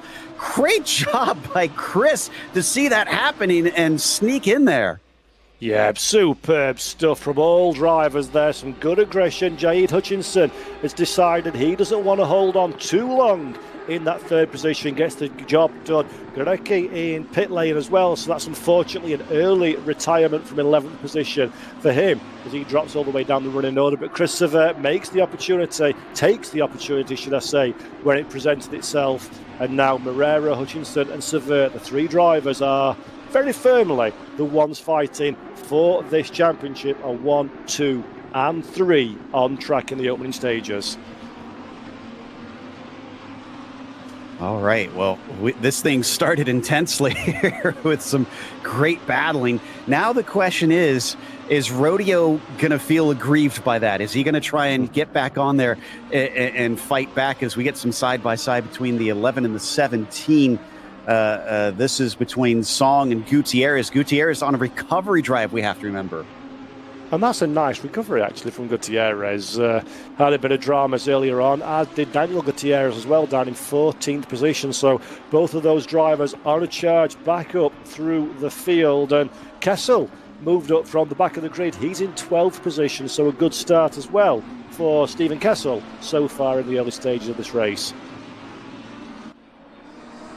So as they get underway here back onto the main straight, Hutchinson, he's been freed up. Like I said, he made the decisive move he needed to, although I think he slowed himself down just a little bit as they crossed the line. 1.5 seconds last lap was actually just about a 10th quicker. That's going to be enough. He's got enough time that if he is a 10th quicker each lap, he'll catch up to Morera, but he's going to have to really hustle and push to keep with him. So it's not over, but he's out of the slipstream, so he's going to have to fight hard here. Yeah, this is really tense stuff all the way through the field. Alex DeMarco still in 9th position, still trailing Yamamoto, who's got himself that 5-second time penalty. So DeMarco, in effect, is in 8th position, but he's not going to want to follow that car for too much longer, losing time to the gap to the cars ahead of him. You want a clean track so you can get up, and what's this? Incident between cars 13 and 14 on lap 1, the 5-second time penalty for car number 14. That is Yamamoto for causing a collision, which sadly are the inevitable facts of life and opening laps of races, unfortunately. And another 5-second time penalty for Daniel Gutierrez as well, down in 14th. And wasn't it Yamamoto that ran into DeMarco on the first race as well? I think that's a complete repeat. They're probably going to have some words after this race, because I don't think DeMarco is going to be terribly pleased that twice in a row he found himself shoved aside. There's 17 and 15 on lap 1 there. So Gutierrez, as we saw, off track there at one point. So he must have had a little bit of contact to get him in that position in turn 4. So here's some fun for us. Then we're 23 minutes on the clock. Moreira, Hutchinson and Chris Savert, first, second, third. They're the top three in the points as well. Hutchinson, Savert and Moreira were the order from race one. So this is pretty much a straight fight for whoever wins this competition between our front three drivers. If you win this race, you're in a pretty good position for the title. So the pressure is at its absolute maximum at the front of the field for these top three. And that's probably a good thing for these drivers, Joe, because there's no need to think about any tricky mathematics or, oh, I just need to do this, I just need to do that. You just need to beat everyone, go to the front and win. And that's how you claim the prize. And that's going to be a pretty intense 23 minutes, I think, for us watching at home. Yeah, if you got a race engineer in your ear, that they're just telling you one thing: beat that guy. That's it. That's all you need to know. And that is encouraging, like you said, because it's simple. You know what you got to do, and then you got to execute. The other odd thing that I'm noticing, our top five finishers for the last race are the exact same top five we've got right now, except none of them are in the same position. Fidel Moreira that we're looking at now had a great drive last time around. Only came across the line, I say only, but it'd be a disappointed third position, much lower than his pace suggested, but a much cleaner opening few corners this time around gives him an early race lead. Will we see enough pace from Fidel Moreira to take this all the way through to the checkered flag? Jaid Hutchinson does not want to make life easy for the Brazilian driver whatsoever. As you see Hutchinson covering every square inch that silver Lamborghini is covering ahead. Filling the mirrors is the absolute key, isn't it? Fill the mirrors, make the driver in front concentrate on you more than concentrating on what's happening through the front of the window. Yeah, exactly. I was talking about that earlier, that's such an important thing, because I think we don't give enough credit to the racing, such a psychological game. Yes, you know, it's about the skill of the driver, but then you mentioned racecraft earlier on. Part of that racecraft is being able to block out all these other things and really focus on what you're doing. If you can't do that, you're going to find yourself susceptible to those mistakes. You're not going to be working on what you're doing at the time, what the car is doing. And Hutchinson here is just slathering on the pressure. So doing a fantastic job on trying to elicit the mistake. Now, the big thing that you want to worry about is the second place car here. I always say it's easier to pass in a straightaway than it is in a corner. So focus on those corner exits. Not only stick behind the car, but really get the launch off the turn. And if you can out-drag him down the straight, that's a much easier job. And it's a minimal risk situation as well, isn't it? Because the likes of Jaid Hutchinson, he did the hard work in race one and took the victory. You don't want to get wrapped up in a 50-50 manoeuvre and lose 3 or 4 positions and then basically championship contention is over. Well, let's have a look now. Jaid Hutchinson, the inside line defended immediately by Moreira. So good driving there from Moreira, side by side, doing the exact opposite of what Joe and I have just discussed. And then again, side by side, and Jaid Hutchinson had himself a couple of brave pills for dinner, because that is a move by Jaid Hutchinson. The Canadian driver decided, I'm taking this race lead come hell or high water, and the deal was done. That is a pass, and you can't tell from his face. That's not exactly the face of a man that's delirious with happiness. But that, Joe, is overtakes that championships are won with. And that is the face of a good racing driver. Yeah, you know, you're happy about making that move, but he's not even thinking about that. He's looking at the road ahead, and he is making sure that he does what he needs to do. But I'm with you. That opened my eyes wide. I can't believe he made that one stick. And again, got his elbows out and got right up there with Moreira, despite him trying to defend through the next few corners. Just said, nope. I've placed my car where I need it to be, and you're going to have to really fight to keep me behind. And, well, he's going to. Just look at the 5. Take a little bit of a look there down into one of the last corners. And the irony of that overtake by Hutchinson being done as I was explaining why you don't take any risks was not lost on me. So a good bit of driving there from Hutchinson, but I think Moreira has not given up on this one yet. Trying to break the slipstream does Hutchinson. Moreira follows the back of the number 2 machine, gets the draft all the way down into T1. Is not going to be close enough, I don't think, to make a move. Shows the nose to the inside, tries to scare Hutchinson off of the racing line under braking, but Hutchinson, wise to that potential manoeuvre, holds the middle of the road. Chris Savert keeping a watching brief. Oh no, contact. Morera hits the rear of Hutchinson's machine. This is massive. Hutchinson in the middle of the racetrack. He'll have to gather the car together quickly. But Morera, exactly what you don't want to see happen.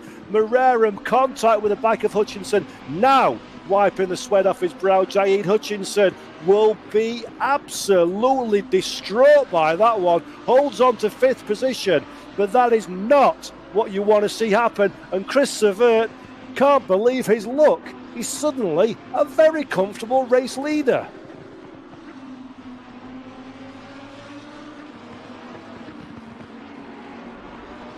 So Chris Savert is now our race leader at the front of this field. 1.4 seconds is the advantage to Morera behind, and then Rodeo in 3rd position. But Joe, massive drama in this race.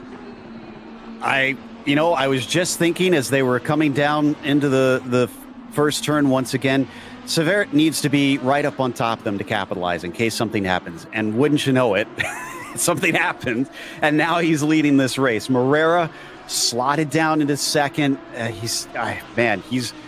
He's going to be kicking himself, seeing how this unfolded, knowing that he had a good chance in both races, and both times things just kind of unfolded around him in a way that just didn't work out.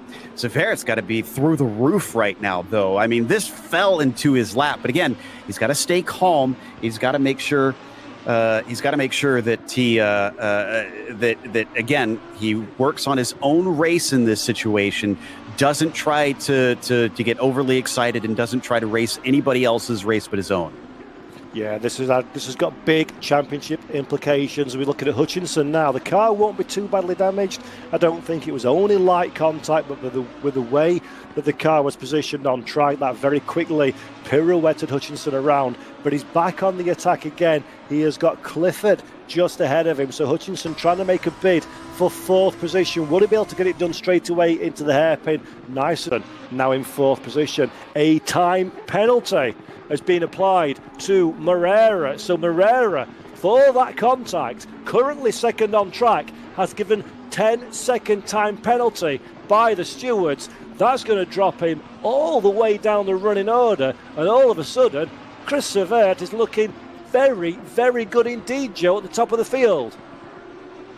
Oh, and Morera is going to get a penalty here, so this is going to send him backwards. Hutchinson could still be on the podium. In fact, he should inherit that. A 10-second time penalty. So how close is he right now?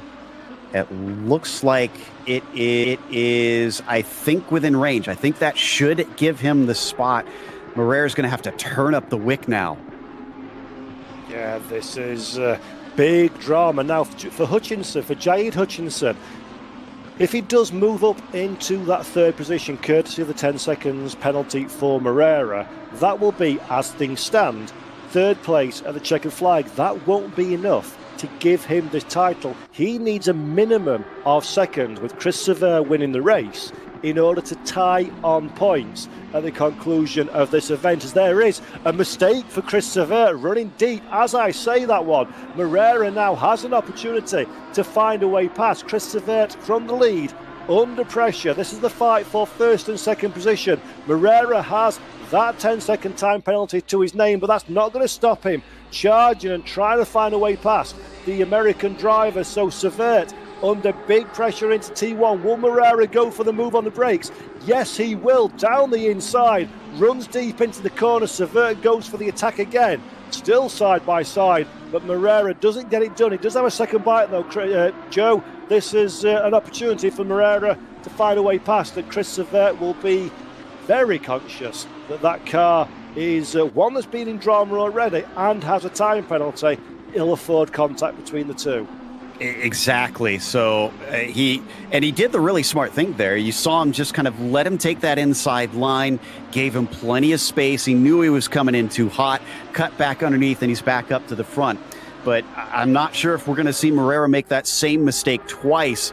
So it's going to be even trickier next time.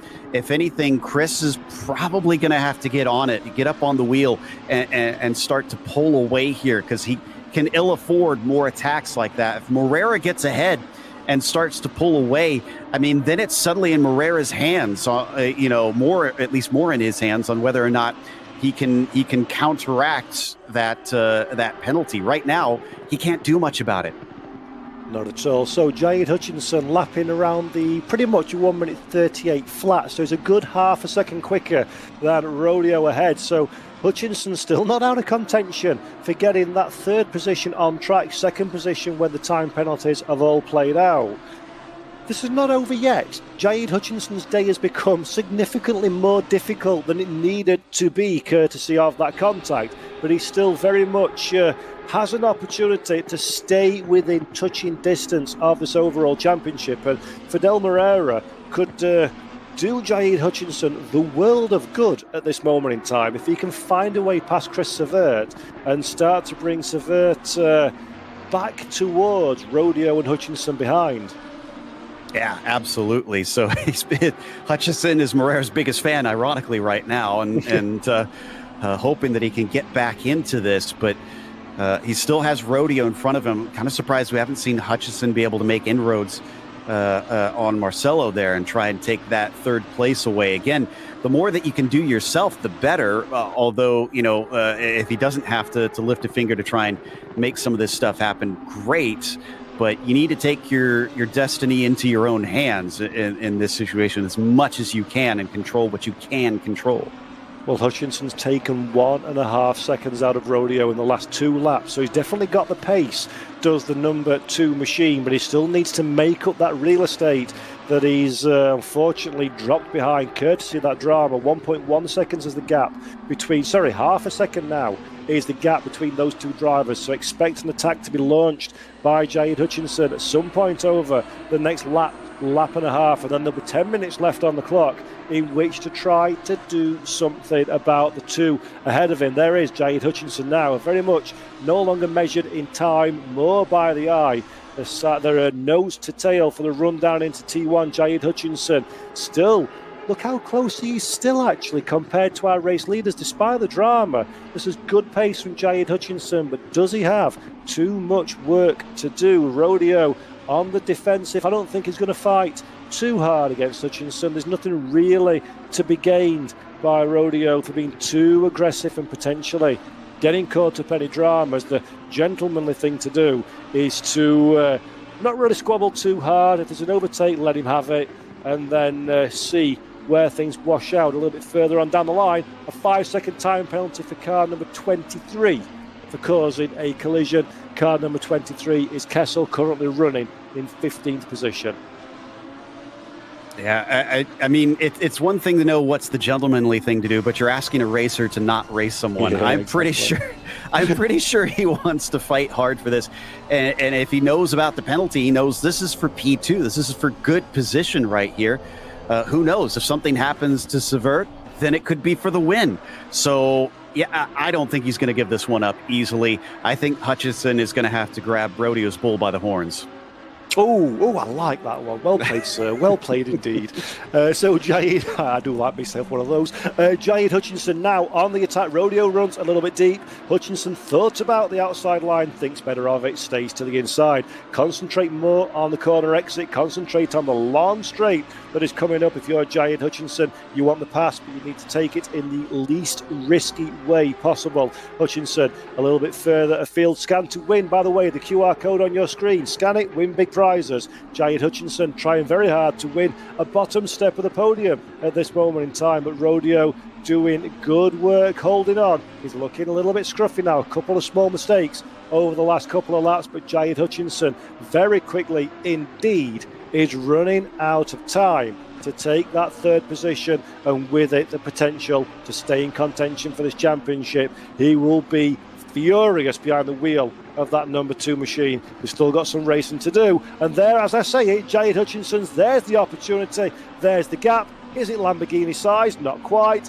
Now we'll go back to the inside again. We'll get the run on the straight, and I think, Joe, into the hairpin, this has got to be deal done for Hutchinson.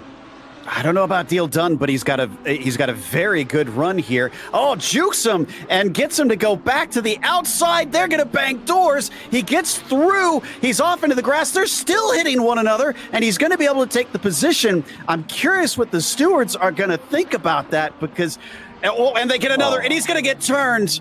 Rodeo completely turns him around, and that's another position going by. I think that's Clifford.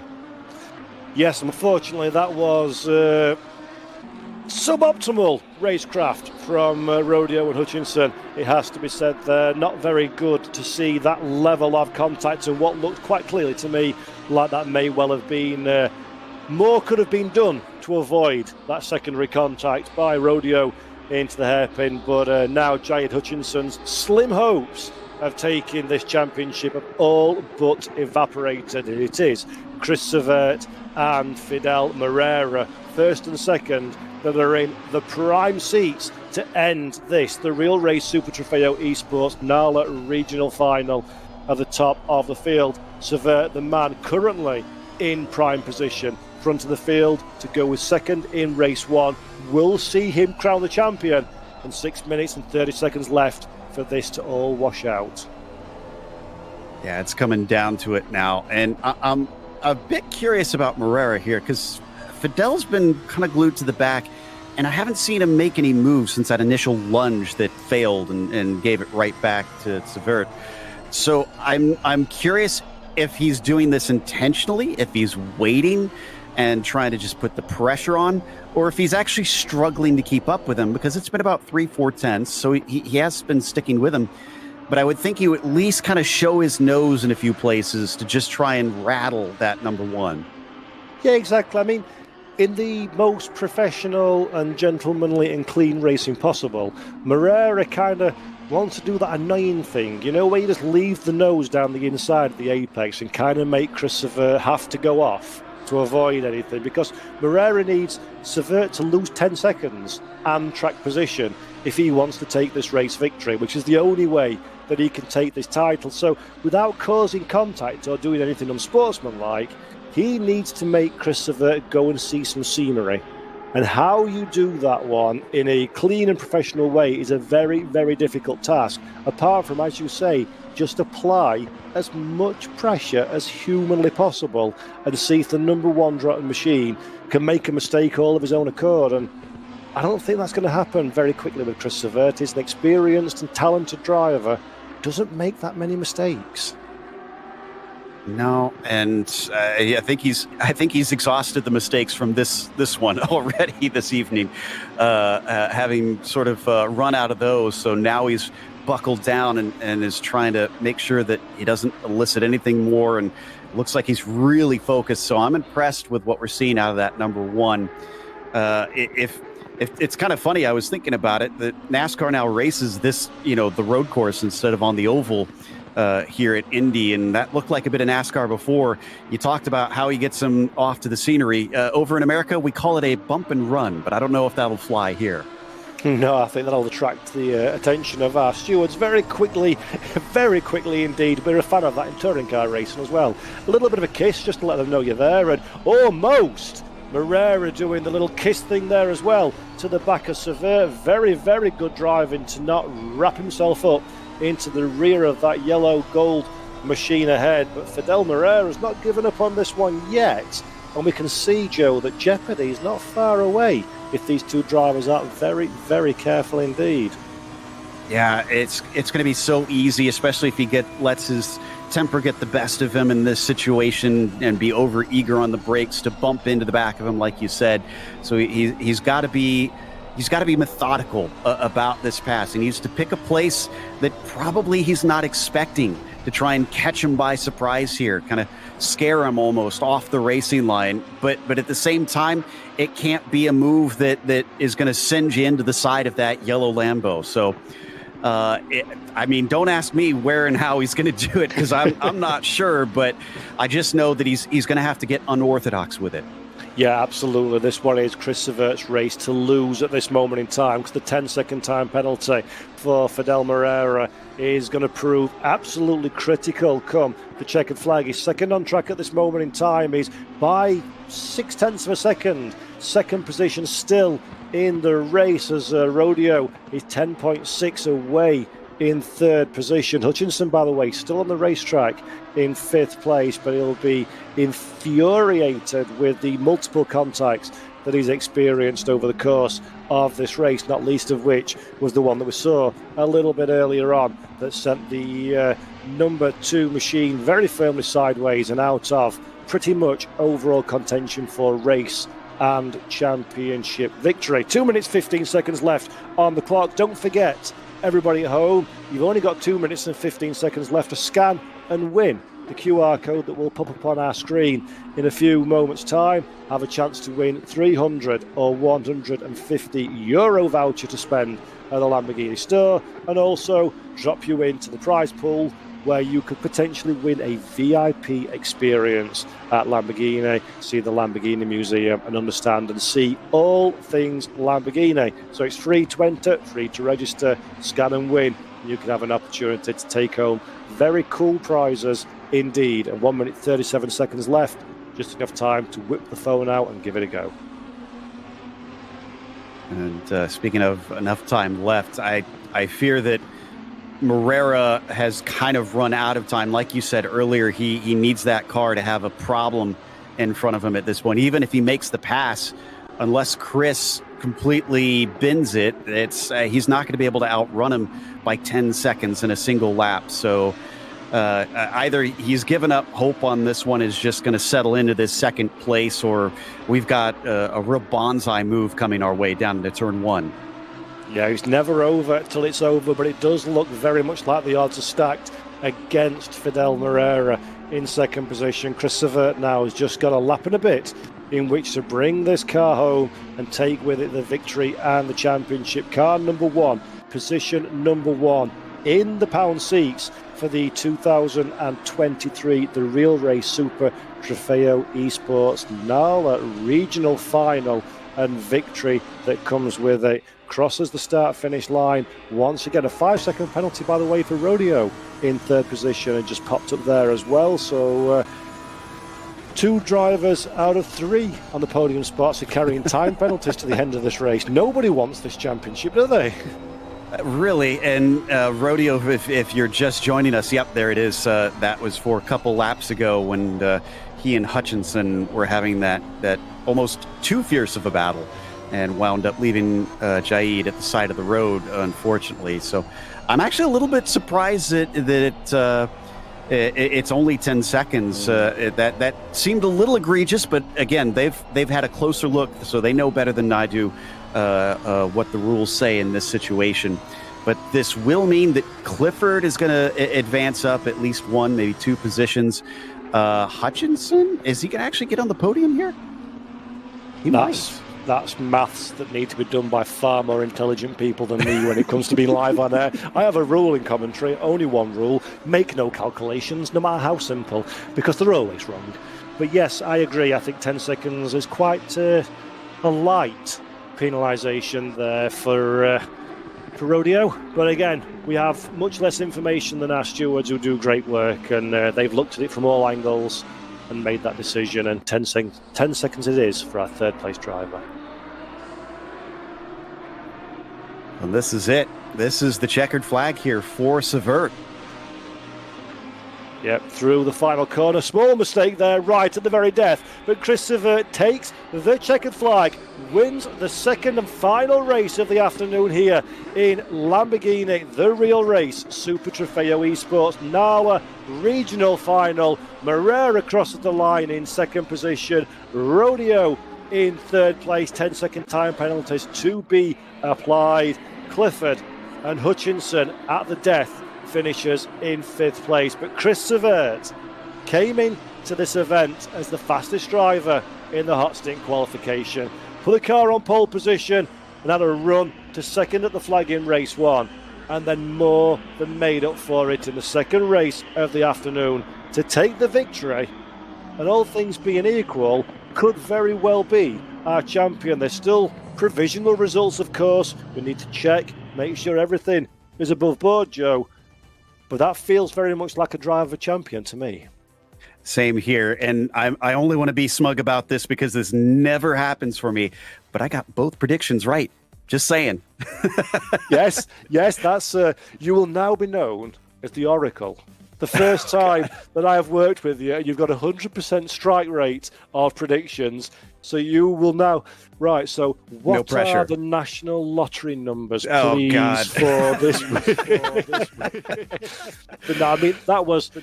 I thought Chris had a difficult job in front of him after qualifying. He was a bit further away in time. 3/10, he got it down to right at the very end.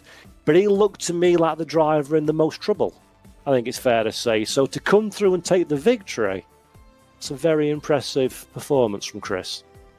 And, you know, a bit of a driver after my own heart, because I've never been fast. Granted, Chris is way faster than I am, but more in the sense of I often found my good results coming from just keeping it on the track, let the race unfold around me, and others would make mistakes, and I pick up the scraps. And that's exactly what he did here. I've harped on it a lot, but so much of racing is making sure that you drive your car, because that's what you can control. And that's what he did. Everybody else, they fell off the island. He kept running, and that gave him the win. And it was intelligent racing, that absolutely. I think Chris recognised where the strengths and weaknesses of his game applied compared to his rivals. As you say, stayed close enough. And I think this, Joe, is probably one of the most underappreciated skills a driver can have. If you've not got track position, stay close enough to take advantage of others' problems. And that's exactly what Chris did. Yeah, and it's just so wild how sometimes that stuff happens that, like I said, I was literally thinking it as suddenly the two came together in front of him, and he just slipped right through and found himself in the lead. So, yeah, like you said, you have to be there for it. So the pace is one thing, the racecraft is another thing, but making sure that you're in the right place at the right time is the last part of the picture. And, of course, as all racing, a little bit of luck. Yeah, and then soaking up the pressure as well when that opportunity presents itself. He took the pass, but that could all be for nothing if you wilt under the pressure of the cars behind. But Christopher soaked it up beautifully. And I do have the provisional standings. I must stress these are provisional, as is always the case until all the appropriate investigations and everything have been completed. But provisionally, Chris Savert is the Real Race Super Trofeo Esports champion. 28 points to his name. Jaid Hutchinson will finish in second on 24 points. Fidel Moreira will be third on 22. Jonathan Clifford, fourth on 18. And Marcelo Rodeo will be fifth on 12 points. So, an American, a Canadian, and a Brazilian in our top three. Like to see that diversity out there. It worked out well. And got a little bit proud to see that the American won out in the end. But like I said, Chris earned it and did a fantastic job out there. I can't wait to get to talk to some of these guys and hear their thoughts, especially because it was so close, hard racing. Sounds like we are working on getting them in just a moment. Yep, so it'll be always great to see the reactions hot off of the racetrack. And of course, don't forget, these drivers have been racing. They raced in a hot stint competition that took place between the 14th and the 28th of August, where hundreds of drivers took part in ACC in this Lamborghini Huracan Super Trofeo Evo 2 machine. And only the top 24 of those drivers were able to progress from hot stint qualification into this double header race, NALA regional final. And then it was all down to two 30-minute races. No pit stops, ha for the rain. And those who made the least mistakes, those who came out on top. And Joe, having to do these races at the best of times is difficult, but the pressure cooker of the changeable conditions in race one, do you stop, don't you stop, if you do change tyres, you've got to push to minimise the time loss. It's everything we could have thrown at the drivers today has really been thrown at them, and everybody, I think, really risen to the task. I'm really glad that they had that in that race, because if they're looking for someone for their global esports team, they want the whole package. And part of that involves strategy. So, I mean, that was excellent to see. And Hutchinson absolutely nailed it and used it to his advantage. Severt, I mean, maybe that's something where that'll be a lesson for him. But he still managed to take the championship in it all. He still managed to come back because he pitted early enough in that. So, yeah, this tested drivers to see, okay, you can be fast, you can have the reflexes and whatnot, but can you be the thinking driver in the heat of it? Yeah, and I must say, a big shout out to Jaid Hutchinson as well. I think he was really, really unfortunate to get wrapped up in those dramas, which cost him a potential championship. But I think the quality of the man shone through, not giving up, not getting frustrated. We've seen people quit in these scenarios when the championship's realistically over, but Jaid knuckled down, got the end result, and I don't think that's the last that we've heard of that name in top-level esport racing, because let's not forget, and this is a point worth making, Joe, they're racing for the one prize, which is in this the Real Race Super Trofeo Esports, but they're also on the world stage, these drivers. So there are going to be teams and manufacturers watching these drivers, and opportunities will present themselves based on their performance.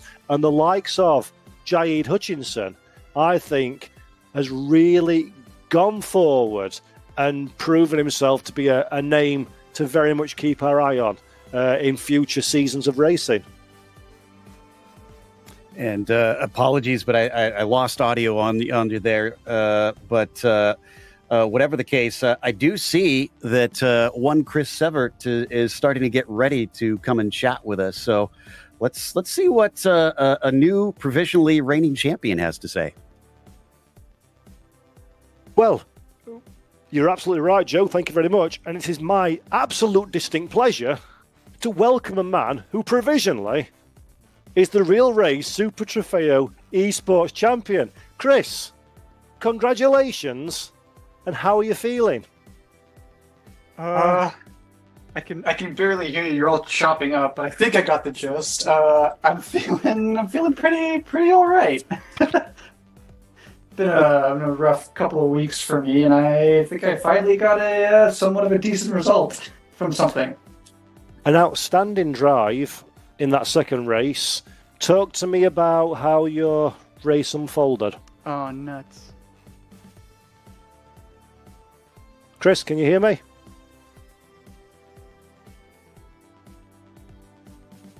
Chris, can you hear me there, sir? I goofed. Hello?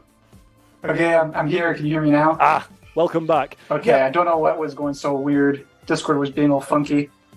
No worries. So, great drive in that second race. Tell me about how it all unfolded from your point of view. Well,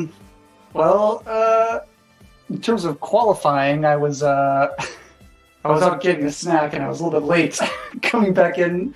Qualifying got started without me, and since I just couldn't quite put a lap together. It was just not really shaping up. And in the end, I think I got a relatively decent lap. It's just that I was kind of stuck in third, and I know that Fidel and Jaid were they're just really fast. It was going to be a tough one from the get-go, but just to be starting off on the back foot was not ideal. But after that, it was just kind of trying to stay as close to them as possible. And then it looked like Fidel kind of made a little bit of a slip-up, and that let me go through. And I just had to, when life gives you lemons, you just kind of drive away with it, right? Absolutely, and the pressure must have been incredible, knowing the prize that you're racing for, and there could be no mistakes in this race. How difficult is it as a driver to maintain composure in those situations? I mean, over over the course of like years of experience, you kind of don't see, you don't really see your development as a driver. Like, a few years ago, I don't know, 6 years ago, 7 years ago, when I really started, like, your heart's just pounding and you're really just sweating the whole time and you're prone to make a lot more mistakes.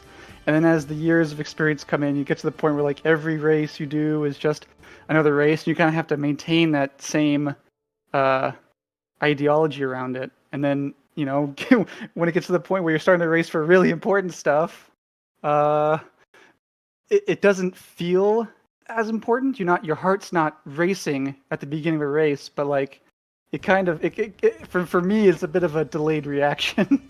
It kind of, when things start all settling down and the sweat starts evaporating away, it really starts to sink in. Well, Chris, obviously it was the best way to potentially take this title was the race victory, which you delivered. Celebrations tonight, party time. I got some sparkling wine in the fridge that's ready to pop open. Outstanding. And of course, going forward, the idea of representing Lamborghini on the world stage, what does that mean to you? It's interesting. It's something new and exciting, and I think I'm ready for it. I would love to give it a shot, see how it goes, see what happens, Yep. Well, performances like today suggest that you are very much ready for it, Chris. A brilliant drive, massive congratulations, and very well done for winning the real race, Super Trofeo Esports. Well done. Thank you very much. Brilliant stuff. Our race winner and our provisional new champion there, Joe Peak. He seems reasonably pleased with his day's work. Yeah, and I completely understand what he means about the after the fact, suddenly it all dawning on you and it all washing over you. So I hope he gets to soak it in. Like I said, it was well earned. He did a phenomenal job out there. And hopefully after this, after a bit of relaxation, the real work begins and he'll go and talk to the team and see where this takes him. Absolutely. So all that is left for us now, a massive thanks to AK Esports for putting on this series alongside Lamborghini. Date in the diary for everybody at home is the 6th of September, where the APAC regional final will be taking place. So make sure you don't miss that one. Follow us all on social media. We're on Twitter, we're on Instagram, of course, and Facebook as well. So all the news about the world of Lamborghini and Lamborghini Esports are all there and available. Big thanks to everybody behind the scenes. And speaking of which, I'm just hearing now, the standings have been confirmed as final. So no more provisional. There it is, Joe, our champion. So from myself, Paul Jeffrey, it's been an honour and a pleasure to work with this man alongside me, Mr. Joe Peak, for the first time. Thank you, sir, for being with us. And from us all, much love, and see you September the 6th. Bye-bye.